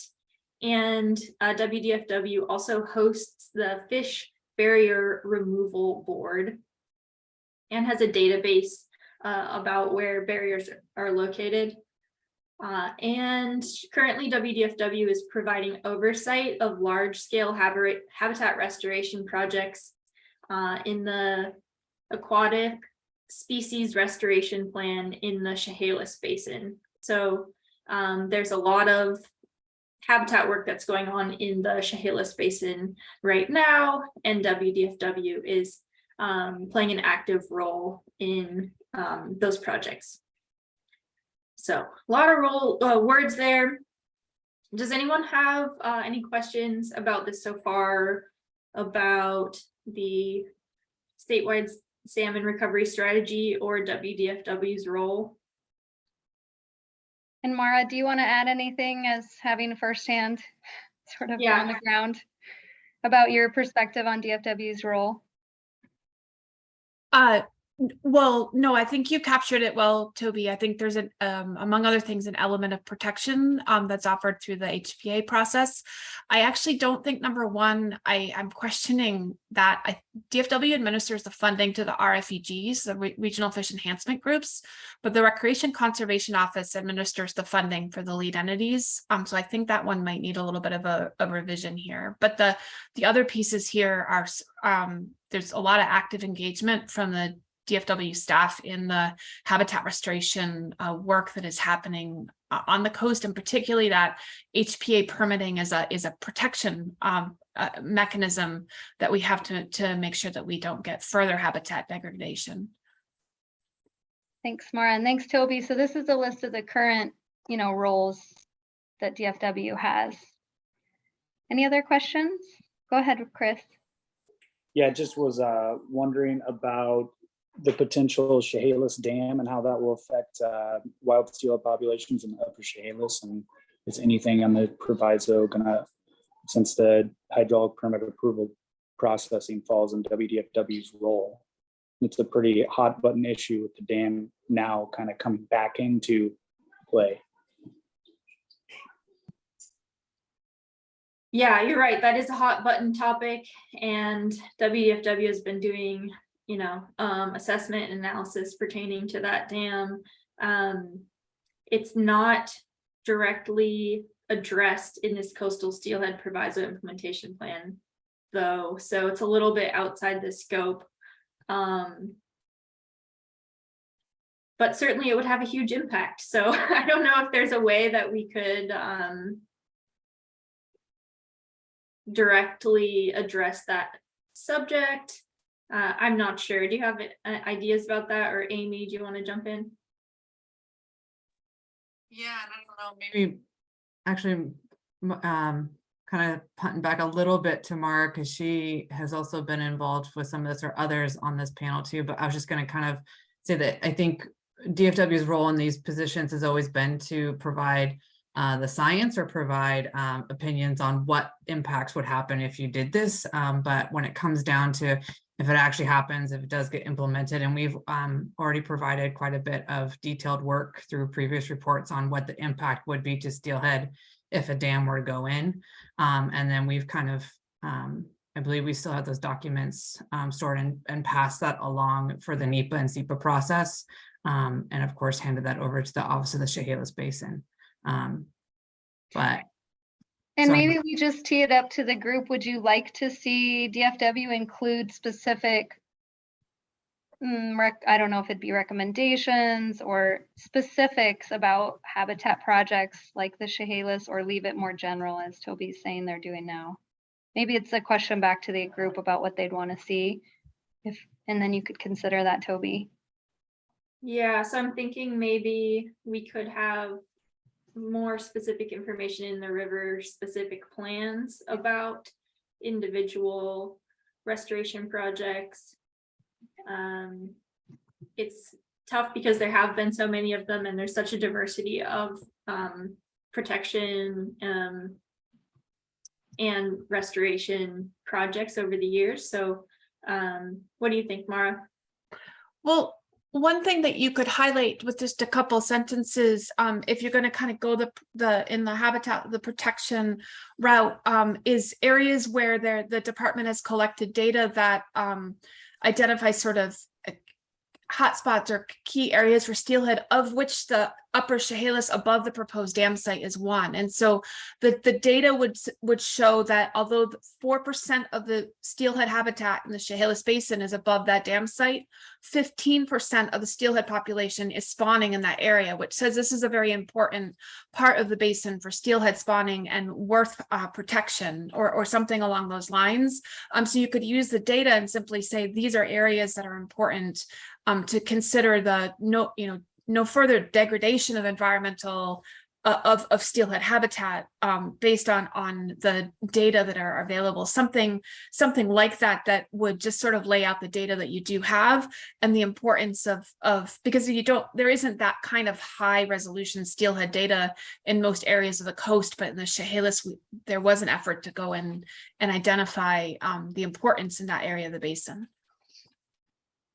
Thanks, Okay, Mara. awesome. That's really helpful feedback, Mara. And if there's anywhere in the river specific plans in the habitat section where you see other places where you could provide feedback or input like that, we can add that in, and it's really helpful. So appreciate it. Toby, did you want to continue on your slides or switch to the discussion questions? I don't know. Perfect. Keep going. Yeah, I'll keep going. I know we got a little behind with our hatchery discussion, but so this is essentially what WDFW is currently doing to support these habitat projects.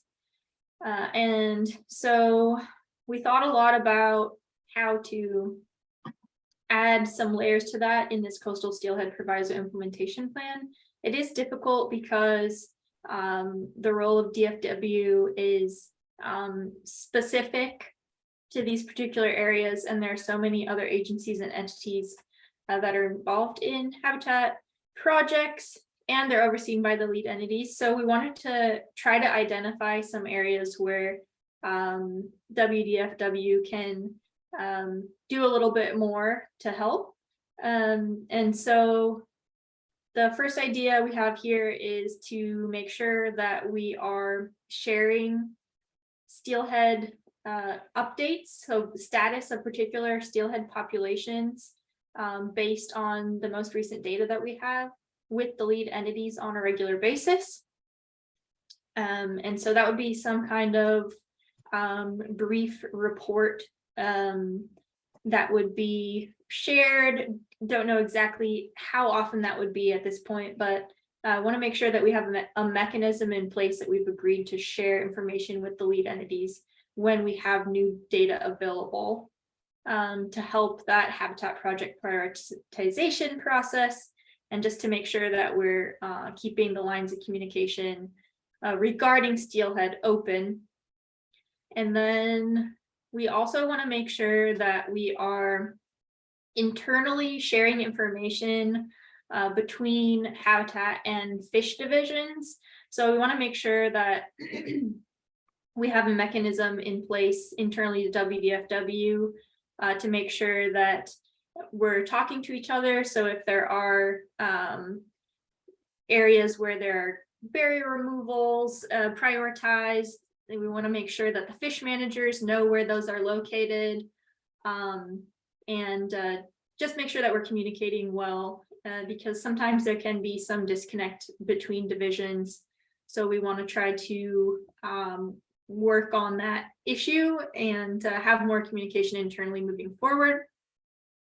The last point here is that we want to conduct research relating habitat quality and quantity to management. So we have conducted habitat restoration projects that we think in theory will help to bolster steelhead populations, but we don't have the necessarily research or modeling that explicitly connects those actions to management.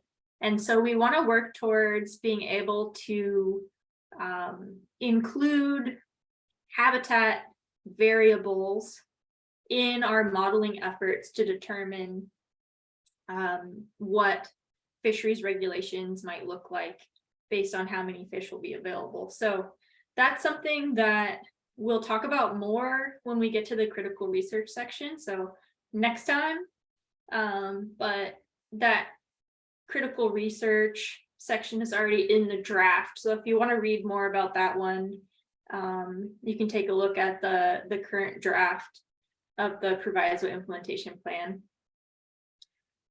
And that's one that I've been working on with Mara a bit. So, and also with science division, we are thinking about how we could potentially integrate some more habitat variables, habitat data into our management strategy evaluations in the future. So Toby, thanks for that. And so I think today we did put a few questions. Did you tee up those questions, Toby, or did you have any more slides? Okay, perfect. So yeah, there's some questions teed up in the agenda, which I'll drop in the chat. And I think Toby's mentioned some of their ideas. And I think tonight we just want to also get a gauge on some of your ideas for actions that DFW could include related to habitat in this plan. Is that right, Toby? Is that kind of the type of input you're looking for? And like I said, I'll drop those in the chat if you need some leading questions to help you.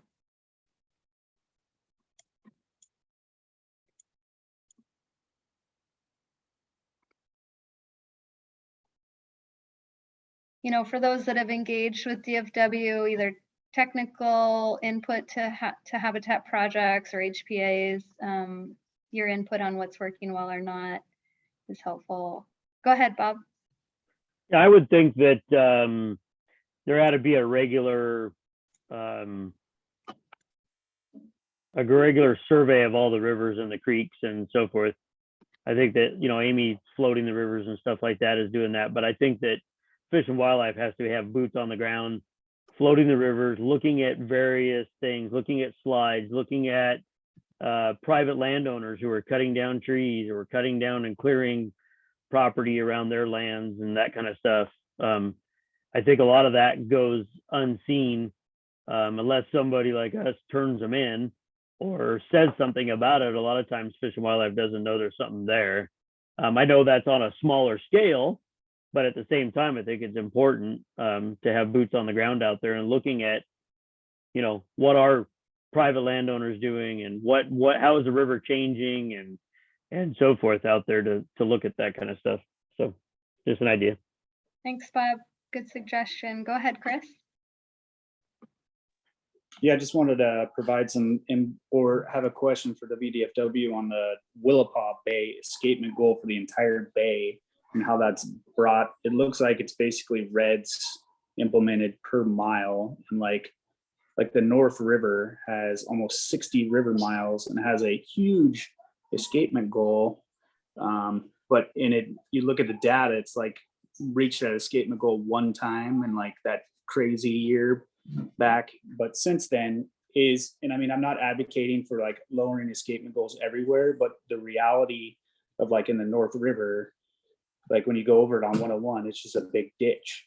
Is WDFW, or, the suggestion would be, is WDFW doing some habitat assessment for actual steelhead in some of these rivers, especially in Willapa? Because before it was basically kind of like the goal was like 10,000 fish and it never met that. So then it was lowered. And just how is WDFW implementing those escapement goals in the Willapa to be like realistic in the future? Yeah, Toby, you want to jump in? Because we've talked, so this is, I'll just say, this is kind of a big topic. If we start talking about escapement goals and how to evaluate them. But I think there's something special about, Luke, what you're bringing up, and that Willapa escapement goals were sort of designated or produced in a way that was a bit different than many of the other places on the coast. And so it is a bit of an outlier. So there is reason to have specific discussion around Willapa Bay escapement goals. Toby, do you want to help us understand how that's in the proviso without us going too far down the escapement goal path? Is that right? I mean, what do you think, Greer? Do we have time for that? Well, and is it covered in the the next discussion that's more focused on the watersheds themselves? Is that part of that conversation? It sounds like it might be, but you'd know better, Toby, if that's kind of more appropriate for November. Yeah, so Willapa is an interesting case because it's an area where we have not traditionally had a lot of data on a lot of different subjects. And so the escapement goals were created in a different way than other areas. And it has been a priority for us to look at Willapa Bay escapement. And so we've been talking internally about how we could potentially split up management of Willapa by looking at river by river escapement rather than the escapement in the aggregate. That's an ongoing conversation. And I've been working with Science Division on the development of these integrated population models and ensemble time series models.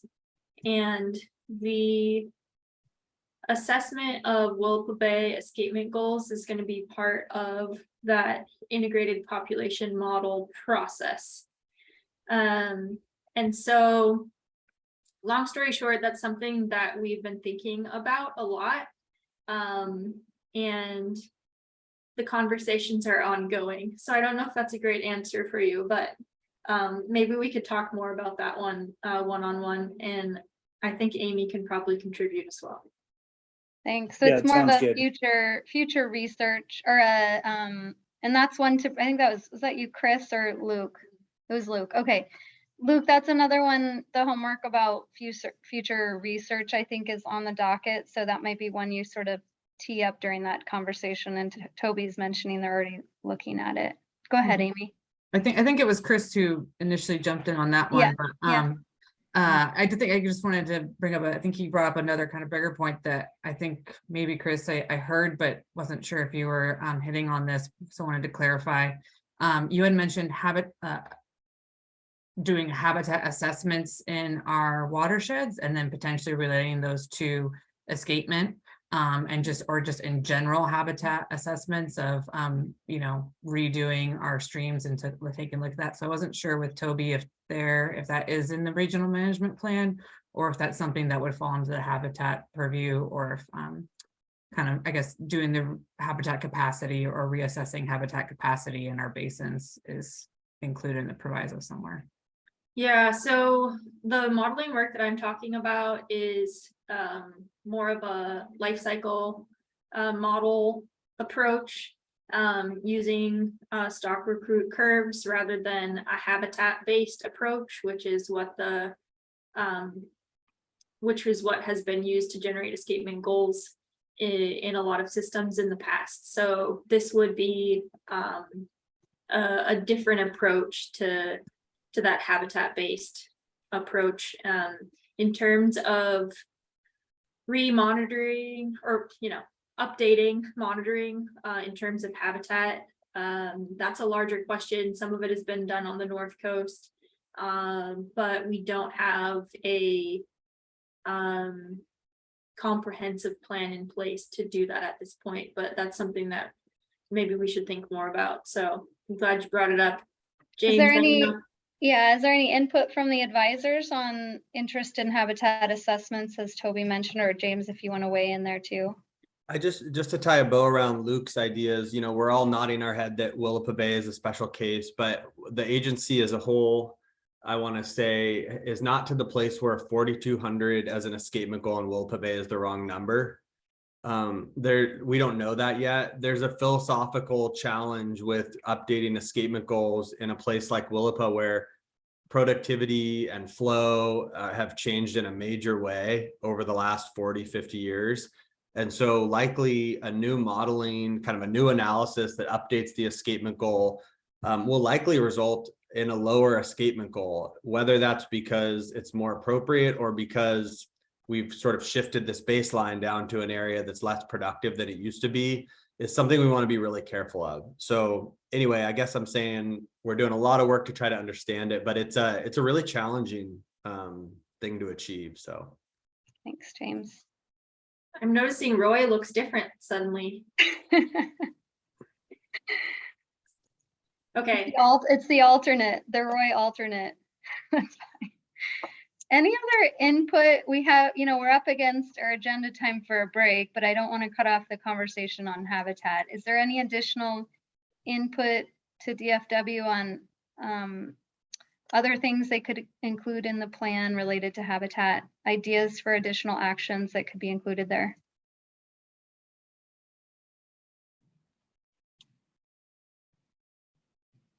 Okay. Well, if you think of any during our break, we can give it one last chance to just make sure we capture all your input related to habitat. And remind me, Toby, is there a section and have they had a chance to review? Maybe we all need a chance to remember where we're at with this section and its development. Yeah, so it's in the draft already.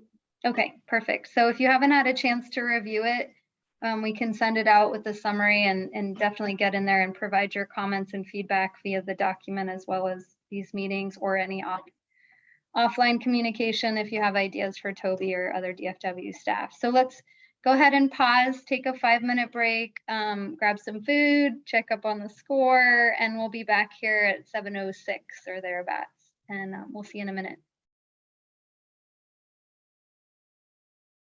Hold on. There we go. Olivia had to start the recording. So our next meeting, I'm going to talk, for those joining us, we're going to talk about another item that's at the end of our meeting just while to allow Toby's computer to do its forced restart, which we've all been through.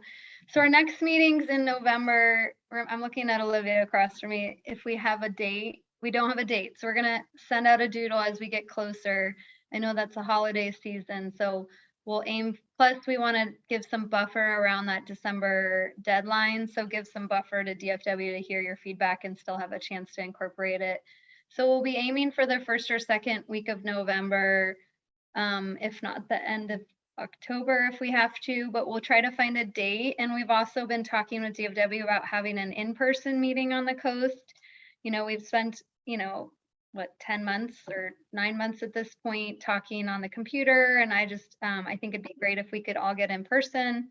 For those of you that feel comfortable coming to an in-person meeting and having our last meeting in person is an idea we wanted to talk to you all about. We'll also have a hybrid option for those that choose not to, but for those that can come in person, that was the idea. James, did you want to add anything before we just open it up to? Okay, so I mean, is everyone kind of just, you can do a thumbs up, or if you're all like, man, no, we kind of like being on the computer, that's fine too. But just wanted to throw that out there as an option if you all felt like that would be a good way to, you know, get to know the DFW staff and kind of have a different way of providing your input and all getting to know each other. Seeing, go good, thumbs up, head nods. I know. Greer, didn't you say the first thumbs up was the person buying the beer? Oh yeah, I forgot to mention that. Okay, thanks, Jason, for that. Yeah, I should have put that in the chat, right? Okay, well, that's what we're aiming for. Don't feel like you have to tell us now. If you really don't feel comfortable with that, let us know. We just need critical mass. Obviously, if only 2 people are really going to be in person, it's not worth it. But if there's enough of you really wanting to be in person and see some value in that, let's make it happen. Go ahead, Bob. Yeah, what day is the meeting, and is there going to be a team part like this if need be? Yeah, so we don't have a date yet. I was saying we'd send out a doodle as we get closer, aiming for the end of October, first few weeks of November, to allow DFW some time to incorporate your feedback before the deadline for the proviso. And yes, we will have a hybrid option for those that can't or decide they don't want to be in person. There'll be a hybrid option, which just means there'll be a group in the room and then there'll be folks online, and we can manage that. We do that a lot these days. Okay, yeah, I'm for I'm for a meeting. Only way I'd get there is if we rivers blow out. Other than that, I'm fishing every day, so I'd do electronic. Thanks.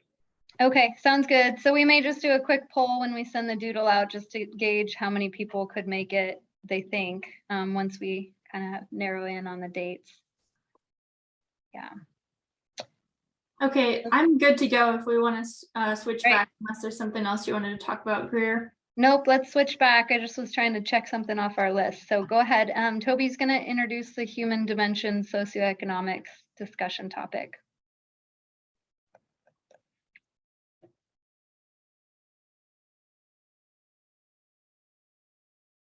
Okay, can everyone see this? Awesome. So sorry for the technical difficulties there. My computer decided to update, so nothing I could do, but glad to be back. In thinking about human dimensions, we want to acknowledge the tremendous importance that Steelhead themselves and also Steelhead Fisheries have on our local communities. The social impacts, the economic impacts, the cultural impacts. And this is something that we think a lot about, but there hasn't been a system in place to account for those human dimensions in the way that we managed previously. And so we want to better understand those impacts and develop strategies to be able to quantify those human dimensions aspects of fisheries management and account for them in the way that we proceed moving forward. So we're thinking about how we could gather data on human dimensions through surveys, potentially adding a few questions to existing Creel surveys, or having other surveys that are specifically focused on trying to gain more information about other human dimensions topics. We'll talk about in a little bit. We could also use guide logbooks or catch record cards to do some demographic analyses. And we've been exploring this idea collaboratively with some folks at NOAA and University of Washington. So we see this as an opportunity to develop our kind of conservation social science mission within WDFW and apply that to Region 6 steelhead management. So some of the topics of interest that we've been thinking about include understanding shifts in effort. We'd like to understand angler regulation preferences. So We could put out surveys to ask anglers if they would prefer one regulation or another, if multiple suites of regulations would help us to meet our management objectives. This is kind of what we've done in some of our town hall meetings. We've asked the public to weigh in on different regulations that we're thinking about putting in place. But we could zoom out a little bit and turn that process into a larger survey and get input from more people on general preferences around different types of regulations that would meet management objectives. So that would be really useful information. And you know, we want to be able to account for angler preferences and recreational user preferences in the way that we manage. So it would be really awesome to have that kind of information gathered in a formal way. We also want to understand fishery demographics and local economic impacts of shifts in fisheries regulations. So we have done some work, or some work has been done to understand kind of economic impacts of steelhead fisheries. I know NOAA has done some work in that area, but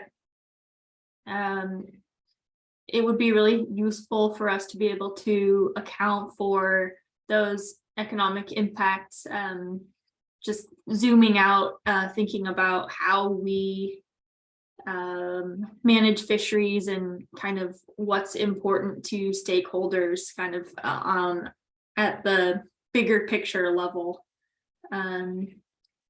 We are interested in non-consumptive resource valuation, so how people consider or value resources beyond just their value as, you know, beyond steelhead for their value beyond just something that you go fishing for or something that you can harvest, kind of the inherent value of having steelhead, wild steelhead in streams.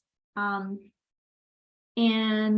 we'd also like to explore other indirect effects of having healthy steelhead populations. So maybe that could include effects that might impact other fisheries and other human dimensions questions. So this is pretty broad right now, but we wanted to make sure that we acknowledged how important it is to consider the human side of fisheries management. And I would say that we're, as an agency, but also in Region 6, moving in the direction of being able to, you know, quantify some of these impacts a little bit more, so that we're better able to account for the human dimensions of fisheries when we make management decisions. And so this is another area where this is a section of the main framework of the Coastal Steelhead Proviso Implementation Plan, but I would say it's also an area for future critical research. So it's just in the idea phase right now, but it's something that we really want to work towards doing more of in the future. And we've had conversations about how this work might move forward. So I wanted to see if you had any ideas or wanted to weigh in on this human dimensions idea. And so I could put a couple of discussion questions on here that are just pretty broad. But the first one here, it says, what are the social and economic impacts of changes to steelhead fisheries? Obviously, there are a lot of them. We can chat about that for a little while. And how do you think DFW should best account for these impacts, or for human dimensions more generally in fisheries management? So curious to hear if anyone has any ideas about either of these two questions here. Thanks, Toby. And I just note that Roy put some great input in the chat, and I'll just let you read that. And Roy, did you want to speak to anything you put in the chat? And we'll make sure to also include it in the summary.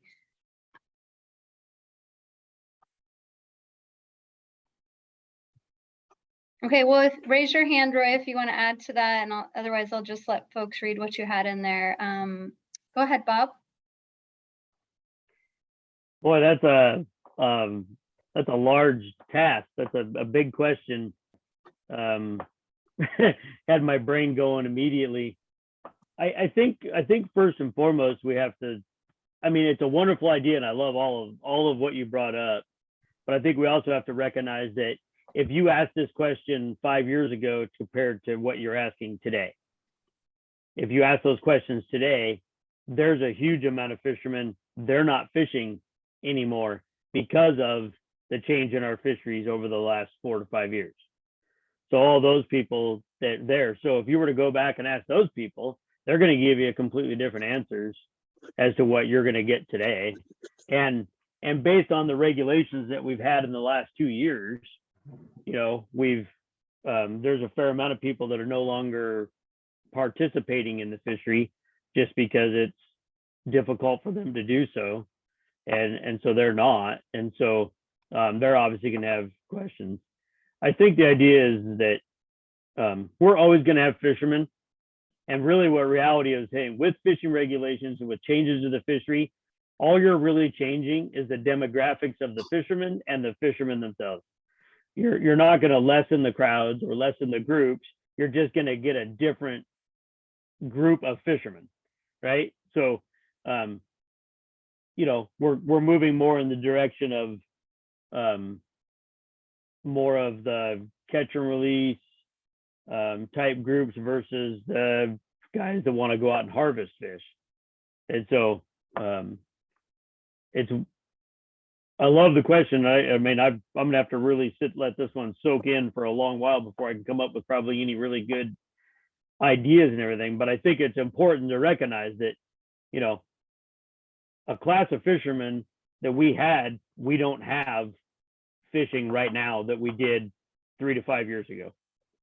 And so I would question, how do we reach out to those folks? How do we reach out to the folks who quit steelhead fishing because of the changes and ask them those same questions? And how do we reach those folks? And that would be something I would really contemplate. How do we do that? Because I do know a lot of folks who just don't fish anymore because of regulation changes and so forth. So, but I'll meditate on ideas for you because there's a lot of them. Yeah, that'd be a hard one. Good questions though. Thank you. Thanks, Bob. Go ahead, Luke. Yeah, so I definitely appreciate the acknowledgement and consideration of the human dimensions. But I firmly believe that wild fish need advocates, which are fishermen. However, without fish, there is no sport and no associated economic benefits.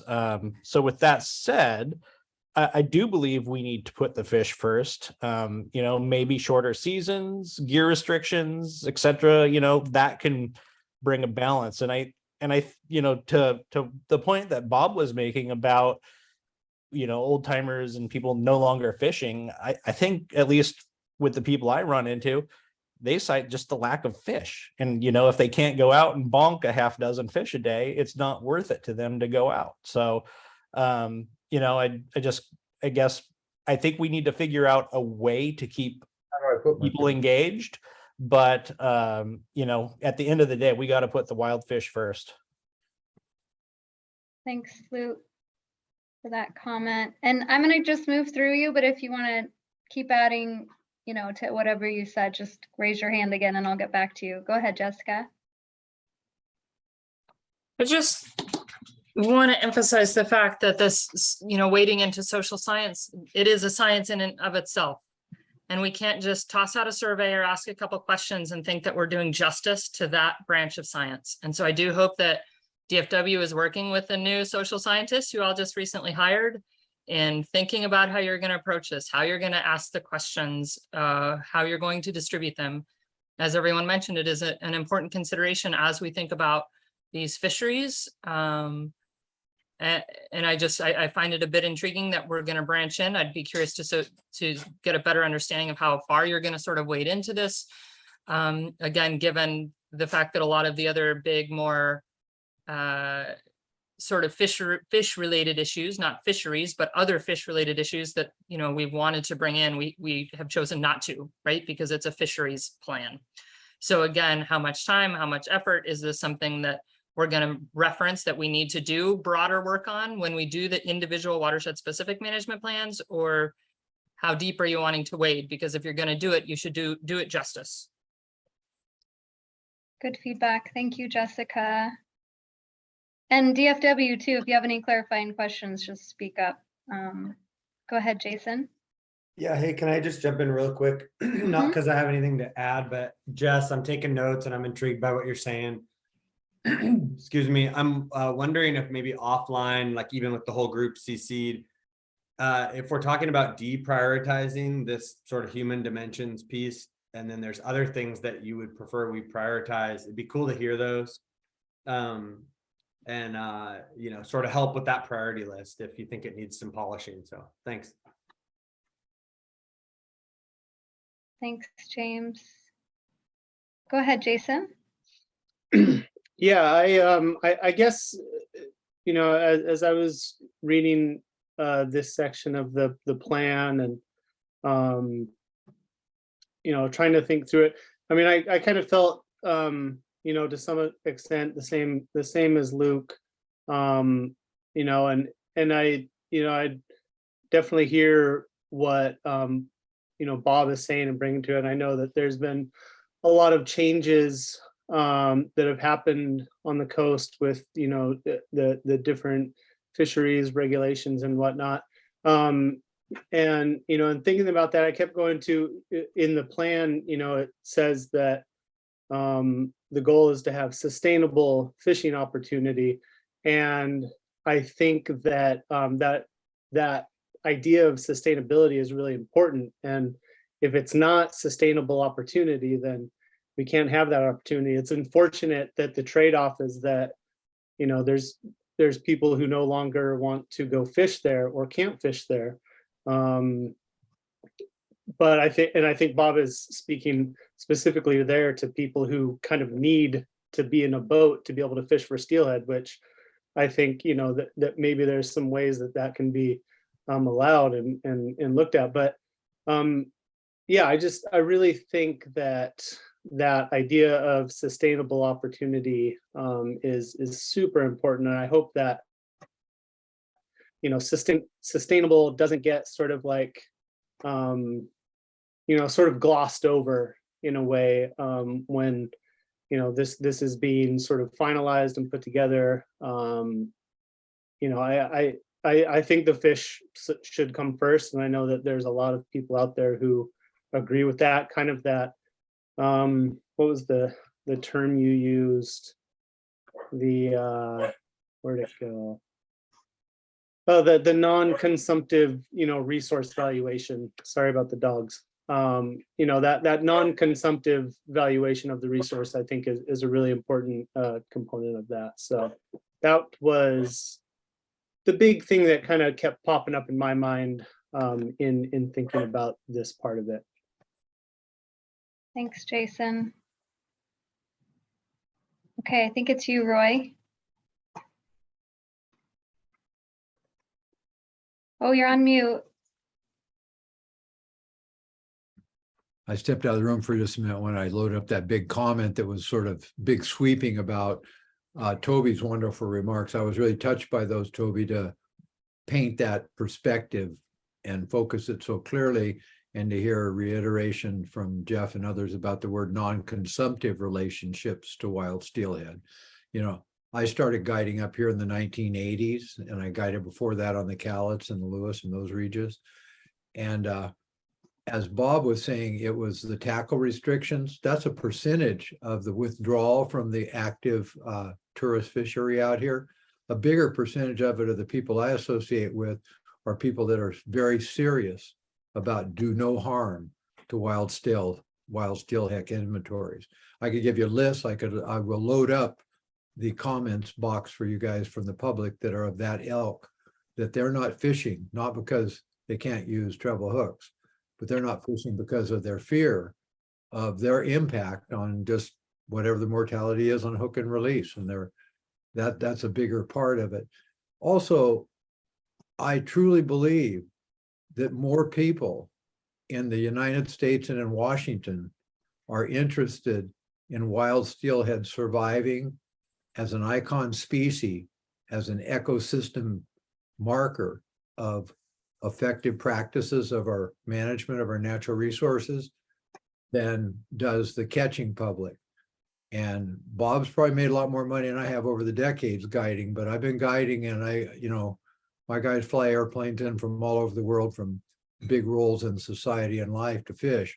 And their interest is wild steelhead survival on the Olympic Peninsula is the hallmark. And I think that we've got a growth stock of usership and investigations as the guides morph their work to technical skills and start seeing more trib research and eDNA walks and GPSing, and just like we do at another ilk of our work with marine debris data collection. Now that people are down into the weeds looking at how many bottles and cigarette butts and wheels are along the beaches, they really are more interested in the beaches in a way that I think we're going to see some results. And I think that'll transfer into the steelhead work too. That's it for me. I'll quit talking. Thanks, Roy. Those were great comments and good perspective to add in. Okay, go ahead, Jeff. Sorry, my internet glitched out there for a minute, and maybe Jessica's question, because when I came back in, it was I think the tail end of that. Maybe she hit it, so you can just tell me we covered that, and I'll watch it later. But my question was, what language in the proviso is directing energy towards this? I mean, I understand it's important. I agree with that, but I am a little concerned about diluting the energy towards other things that maybe are going to be more helpful to the primary goal, which is to, support the fish so that you can manage that. And I understand management is almost never managing the fish, it's managing the people. So, I mean, I understand the importance of it, but is there something specific in the language of the proviso that says this is an area in the plan that you should spend a lot of energy on?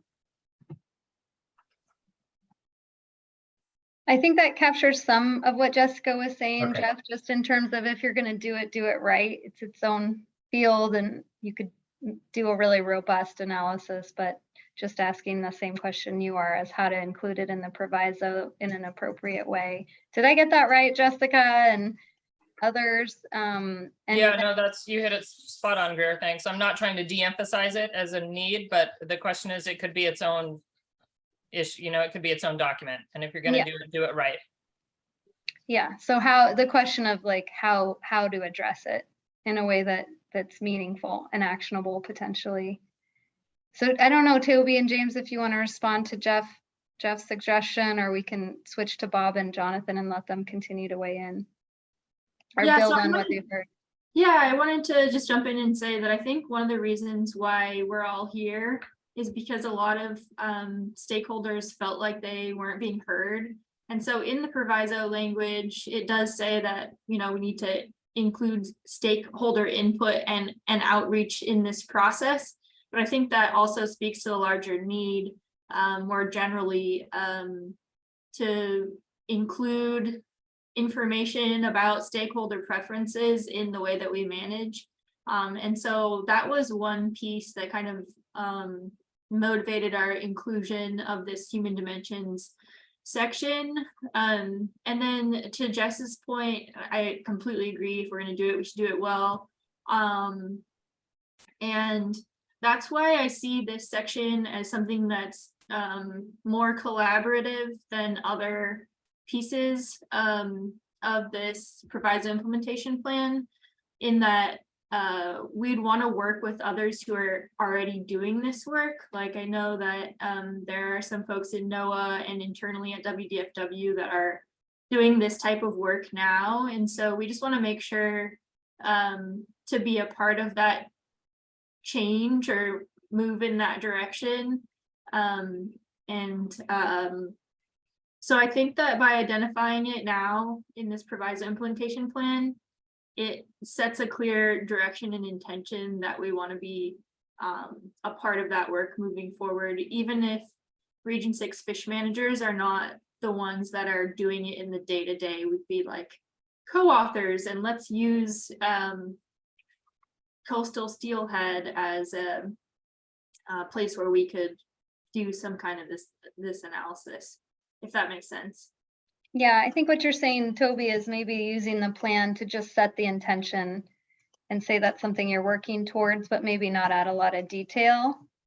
Yeah, so something we're working towards, but also something that will require working with others, because there are other things that Region 6 fish management has more direct control over, or easier for us to impact directly. This is something that we would need to work with conservation social scientists or others to develop, but I still think that it's worthwhile. And so yeah, it's just at the idea phase, but that's what we've been thinking so far, if that's useful at all. I don't know if you wanted to add to that, James. The only thing I want to add is that Fish and Wildlife's leadership, our director and others in the director's office are really serious about this non-consumptive use and sort of the human dimensions of all of the decisions we make at Fish and Wildlife. And this is something that's, being discussed often at Fish and Wildlife. So I think finding that sweet spot where we do it justice, but it doesn't sort of engulf this process that has a lot of really high priority things that need to be included. So yeah, I really appreciate the feedback.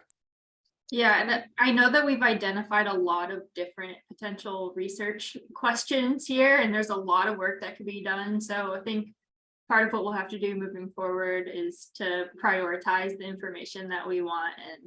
And so there'll be lots of good conversations on that when moving forward. Thanks. And we lost Bob and Jonathan. Did you want to speak up there, or was what you were going to say already said? We have time if you want to put your thoughts in. Yeah, go ahead, Jonathan. Go ahead, Jonathan. You go first. Go ahead. Okay. I was just going to add to what Jess and Jeff were saying, that I'm in total agreement with that, right? I think we need to be very deliberate about who is coming in to help kind of flush out some of that information and help kind of put together those surveys and whatnot. I was looking through the document that was provided with the, in the draft plan with the SISPIP stuff, or with the human dimension section, sorry. And, I think we definitely still have some issues to work through, or not issues, but just like getting the research topics right. Because right now, just reading through it, I feel that it's really focused on kind of like one particular like restriction or reg. And I feel that, I'm not a social scientist, but that kind of has the possibility to, skew the opinion, because you're focusing in on the specific action instead of going like really high level and, talking about it from a conservation, non-conservation point of view, if that makes any sense. And, like you said, Toby, I think we still have some time to work through some of these research topics that were included, but that was just kind of something that I had to share after reading through it. Thanks, Jonathan. Okay, Bob, go ahead. Trying to figure out how to put my words into thought, or my thoughts into words correctly without getting them misconstrued. But this social economic piece is kind of a pretty big piece of the budget proviso, and part of the budget proviso when it was drafted, and the legislators who are the ones that sponsored it to them, this is a very large piece. So one of your questions was like, what happens to economies in local towns when you don't have a fishery or you have a shift in pressure? You know, when those little towns dry up because there is no fishing, and those people can't go fishing anymore. Those are important parts to particular legislation, right? So this proviso is going back to the legislators. That's going to be a question for them, is to like, where are we talking about this, right? These are my communities I'm talking about. And I don't see where the protection for my communities are other than wild steelhead. There's nobody that doesn't care about wild steelhead. You know, it may seem at times like I speak like I don't care for them as much as I do my angling opportunity. I could not fish all winter long and be just fine. However, I love catching steelhead and I love wild steelhead. And if they disappear, then I don't get to fish for them anymore. And so there's nobody that doesn't want wild steelhead populations, but there's a lot of people that also want to have an opportunity to fish for them. And I'm not saying that a certain technique or a certain length of season, but we want opportunities to be able to do that. And those are important opportunities. And for those people that are no longer doing it because of their opportunity, the way they see it has been taken away, it's important to understand that. And it is a piece that I guarantee you the legislators will ask the question in this review, you know, what about these communities and what about these opportunities for these small communities and in the economics portion of it? And that is a line in the proviso, is to provide fishing opportunities, sustainable fishing opportunities. That doesn't mean fisher opportunities here and there. It means sustainable opportunities year after year after year, having set seasons where people can rely on going fishing. And the small towns and the economies that survive off these fisheries and have those can trust that it's going to be there.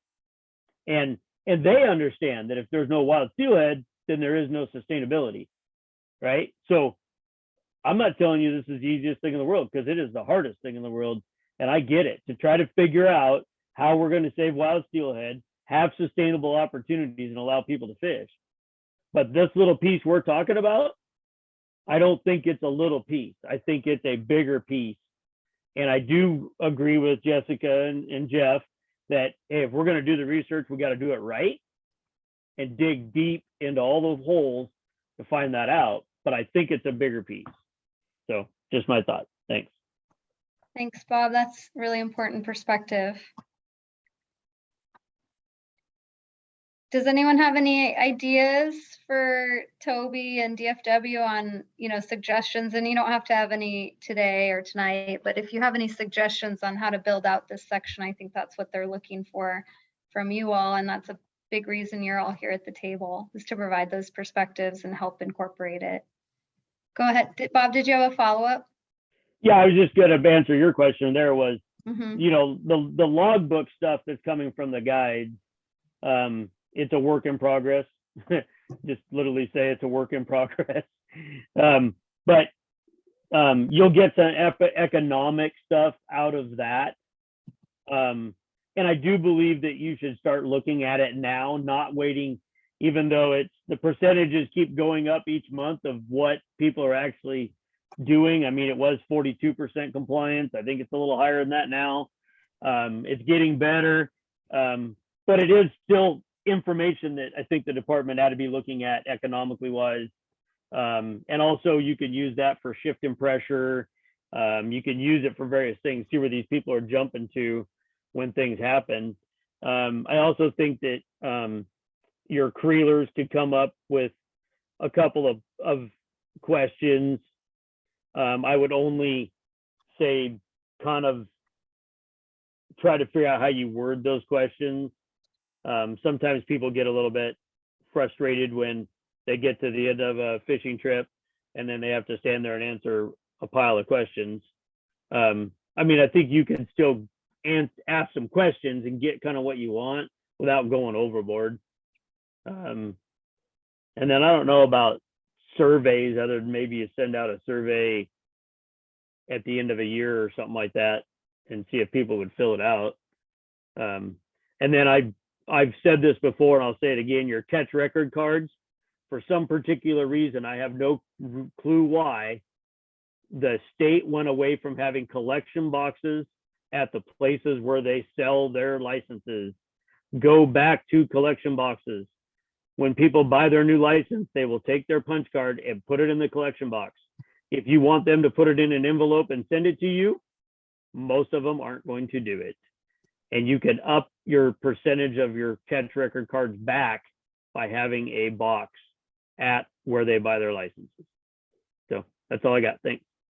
Great, good point, Bob, and just getting better information on the economic impacts of the fisheries and making sure that's on hand for decision making and just for information purposes. So good suggestions there.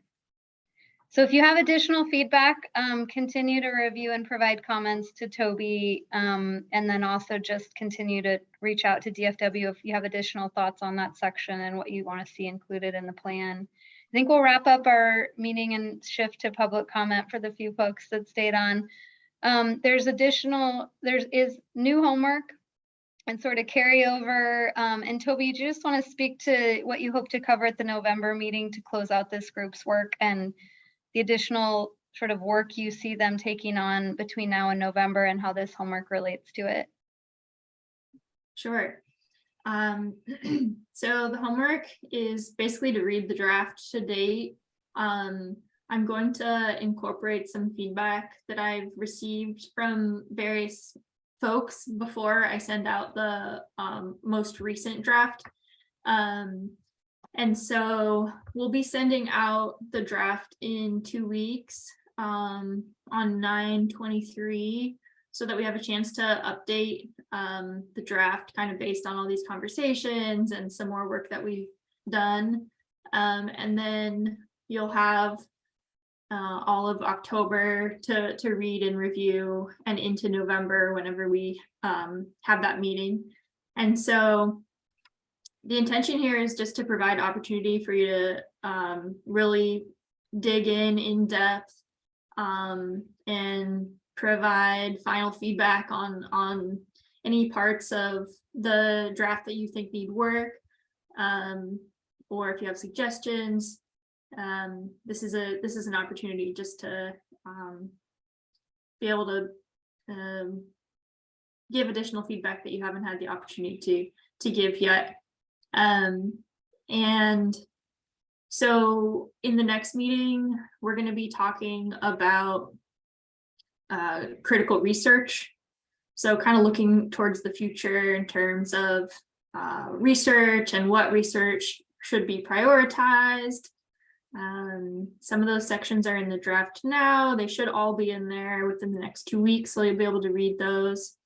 And then we're also going to talk about the future regional management plans. And future regional management plans we see as the next step after December 1st. So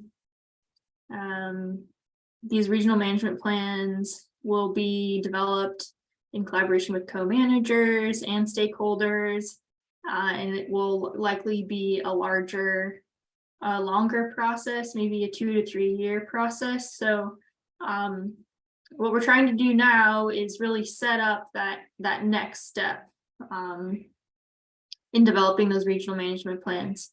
And so there are some items identified in the draft as it's written now that we want to include in those future regional management plans.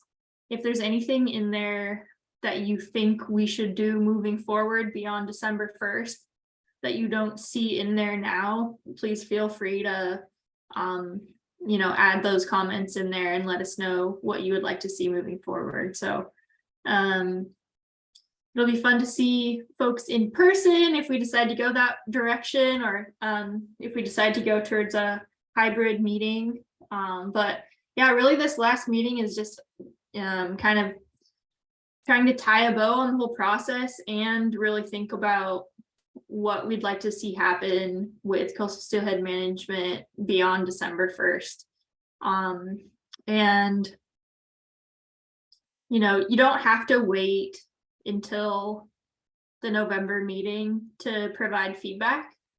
We're going to be making a lot of changes, just, you know, minor detailed changes here and there as we approach the date we have to turn this in. So if there's something that you feel strongly about, an edit that you'd like to see made, or some feedback that you want to provide, don't feel like you have to wait until November. Like, you can just email us or reach out, and we can talk through those ideas that you have.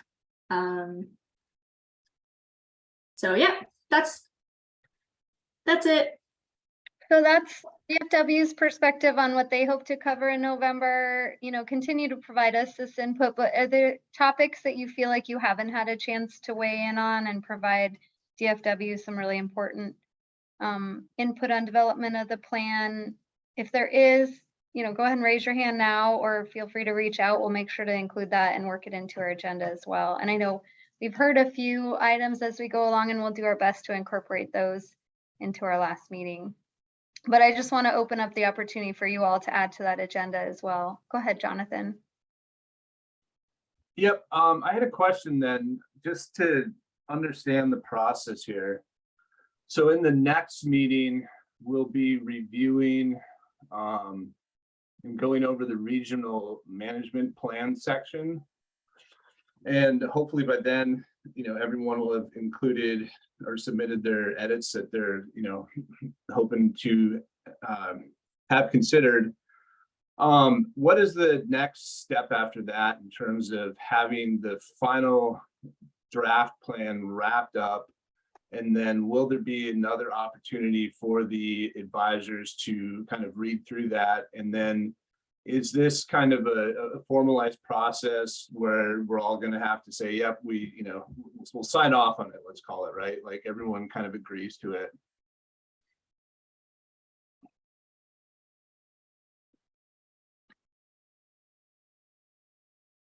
James or Toby, do you want to weigh in on that process? Or you can always follow up if you want to write that in email. Oh, you're on mute, James. Toby, you want to jump in? I know you have a vision for where this goes.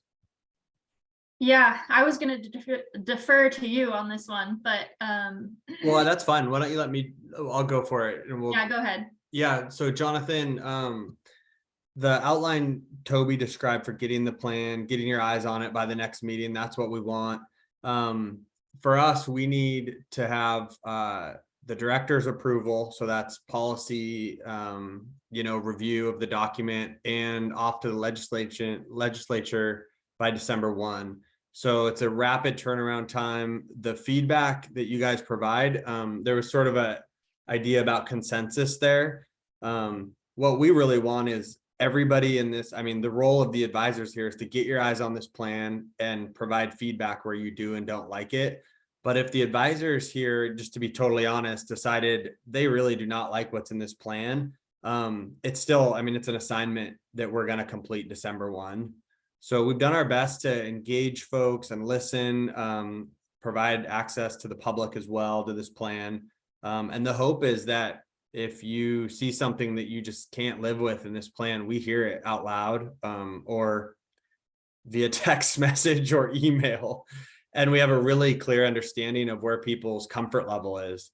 And the hope would be, of course, that all of us here are comfortable. But that's ambitious. We know that, you know, we come from pretty diverse places. So yeah, Okay. So consensus isn't required, I guess I should say. Okay, no, that helps. What about, and remind me if that was part of the kind of assignment or the check in the process about the presentation to the commission about the status of this and kind of the direction it's headed and where it's going. I know that there was, you know, kind of one recently, but as you get closer to having the final product, is that another kind of check-in point that you're going to have along the way? Yeah, so the commission's watching us really close. We're trying to, you know, make that easy on them and let them know sort of every step we take. So the next meeting, I think, is September 22nd or 3rd in Ocean Shores. There's kind of a hybrid meeting. And I'll be in person there providing a summary of where we're at in this process. But I think you have a pretty good feel for it, Jonathan. It's a slide or two, just essentially walking through that timeline and letting folks know where we're at and where they can access the recordings and sort of all the materials. So yeah, we'll keep doing that, updates every chance we get. And but yeah, I think, you know, I think everyone in this group has heard everything we know. And we'll keep showing up to the commission. I guess I'm kind of rambling. Maybe I don't understand the question totally. No. That, I mean, that was it. I was just curious about when the kind of next step is in the process with getting this in front of the commission. Going back to your last response too, and in terms of having the consensus, and if there's, you know, points that we can't get to agreement on, I know we have the within our guidelines, we're allowed a minority report if we want that. What's kind of the timeline or deadline if that's something we need to complete and submit with this proviso as well? I don't know. I'm not familiar with that. So maybe I'd have to think on it. And if you shot us an email, sort of what the request there is, like maybe we could review it, because I just don't totally understand. So if you wanted like an appendice or something on this document, when would we need it by? Is that what? Yeah, exactly. Like let's say, you know, someone or a group of advisors don't get to an agreement on and consensus on what needs to be included in here. I know we have you know, we're allowed to draft a minority report. When would you guys need that to include that? Not saying that's going to happen, but I'm just, you know, checking every little box here in the process. Yeah, I don't know. I'll look into that. I will say, so, you know, sort of commit to looking into that and try to understand, give you a solid answer. I will say though, if anybody right now sees anything in this document that they can't live with, we want to hear it now. And many of you on this call have reached out just one-on-one via, you know, phone call, cell phone, emails, you know, for questions or just feedback, like sort of in-depth feedback. Toby and I have the time and are committed to like scheduling an hour to sit and talk if somebody's just really struggling with some key aspect. So the alternative, Jonathan, that you're suggesting there is one that folks have, you know, make your voice heard and represent your, you know, sort of philosophy on this. That's great. But I would prefer we get your ideas in this plan and get you comfortable with it. So yeah, don't wait. Like Toby said, give us a call, email us. We're extremely available for this work. It's high priority for us. So. All right, cool. That sounds good. Thanks, James. Yeah, and Jonathan, I just noticed an action item. It's probably good for our last meeting just to follow up on what James said, like if and how WDFW is going to capture and communicate alternative opinions on or alternative ideas that didn't end up in the plan. So we can follow up and sort of talk about different ideas for that at the next meeting, just in case it happens, but hopefully it won't. Yeah, no, totally. Okay, thanks, Drew. Go ahead, Jonathan, or Jason, sorry. I just wanted to clarify, are we going to go, for some reason I thought we had the critical research stuff on the docket for tonight, and I guess we did. We had to move it to accommodate the carryover from hatcheries and habitat, so we had to bump it to November, Jason, I'm sorry. Okay, so we are doing that. Yeah. And then, yeah, well, I just wanted to kind of piggyback off of Jonathan. I think, you know, so far, it's not as if there's anything in the plan that, you know, I necessarily disagree with, or people that I've talked to disagree with. And I feel, you know, and I'm feeling like, oh, you know, get this out of here, you know, anything like that. I think it's more, you know, it's some feelings that it doesn't go quite far enough. And so, and that's definitely something that I'll think about as we're reading through the draft, and I'll try to kind of really gather those thoughts and maybe share them with the group, before our next meeting. So, you know, hopefully it's something that we can discuss and, you know, at least get some clarity on, once we're done with our meeting in November. So. Well, Yeah. and Greer, I know we're kind of short on time, but Jason, your thoughts are, we share them in a lot of ways. The Yeah. agency, Yeah, this sure. plan, the proviso, the money associated in the time, Toby and I are often like, maybe this isn't enough. And so if there's a way we can include that in the writing, this concept that the advisors, you know, and maybe there's places we share that. We really like refine that thing you just said into some writing. And I know Toby's tried to do that already, but I think we keep working on that because it's extremely important. So thanks.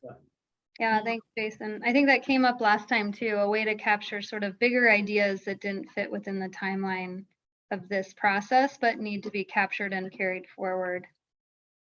Yeah, I just wanted to say that throughout this process, we've seen this as a stepping stone towards doing, you know, the larger vision of what we want to accomplish. So we'd like to try to capture that in the language as much as we can. So if you have ideas about how to do that or where we can include more language with that concept in mind, just let us know. Thanks, Toby. Thanks, Jonathan and Jason. Okay, with that, we're going to go ahead and conclude our advisory group meeting. And we have two members of the public that have stayed on and listened, and I want to give them a chance to speak, or if they want to have the floor for a few minutes. We're going to take about 5 minutes and allow the folks from the public to speak at this point. And then Olivia is also going to drop in the chat for everyone the link to the public portal, which we encourage advisory group members to share and for members of the public to have access to. So with that, Olivia is going to give the floor to the attendees we have on. So we have Alexi and Greg. Did you all want to have the floor for a minute? Just go ahead and raise your hand.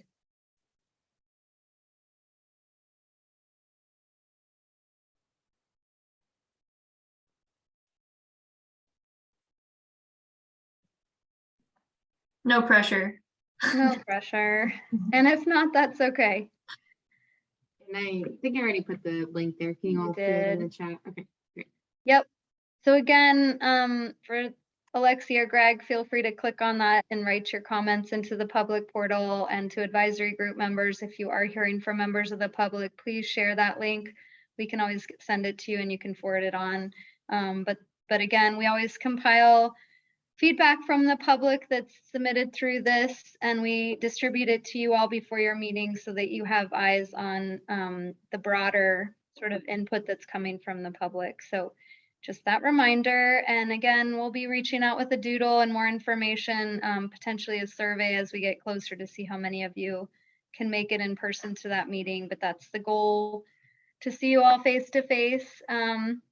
To close out this process, we'll also be looking for your input on the agenda for our final meeting. And with that, thank you for sticking in. Hope you all have a great evening, and maybe the football game's still going on, so go enjoy that, and we'll see you in a few months. Thanks, everybody. Thank you. Good job tonight. Thank you. Thanks, everyone.